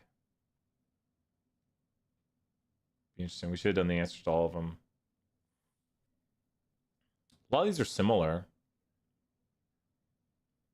No, you don't need to have the variances equal. We don't even talk about variance. It is always positive. Yeah, that's what you would say. You're welcome. Some of these are all right. I mean, some good stuff. But don't worry about just getting things right. Worry about understanding the underlying concepts. With that, Andrew, Drew, Rob, Noel, I'm going to go on a Pokemon walk, grab some lunch, go to a meeting, go back home, talk to everyone about the tests, see if I got emails. With that, stay well, prepare for the test. We'll do our big, you know what? I'm going to do a fun intro, outro. Think of one I haven't done in a while. So if you haven't been here before, we're going to watch probably one of my favorite ones. Let's go with one of my favorite ones. We'll do the stats version 2. No, let's end with what we start with. End the semester, what we start with. Here's a fun outro if you're not from around here. Fun outro to end class. Can you copy the one you made into Discord? Yeah, I'll post this. You got it. I'm going to post this right here in Discord. Stay tuned.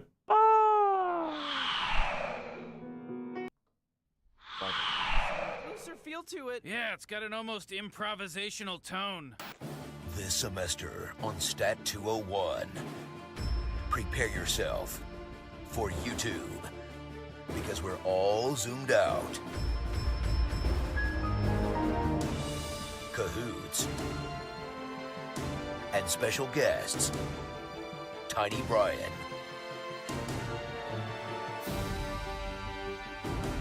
Puppet Shark,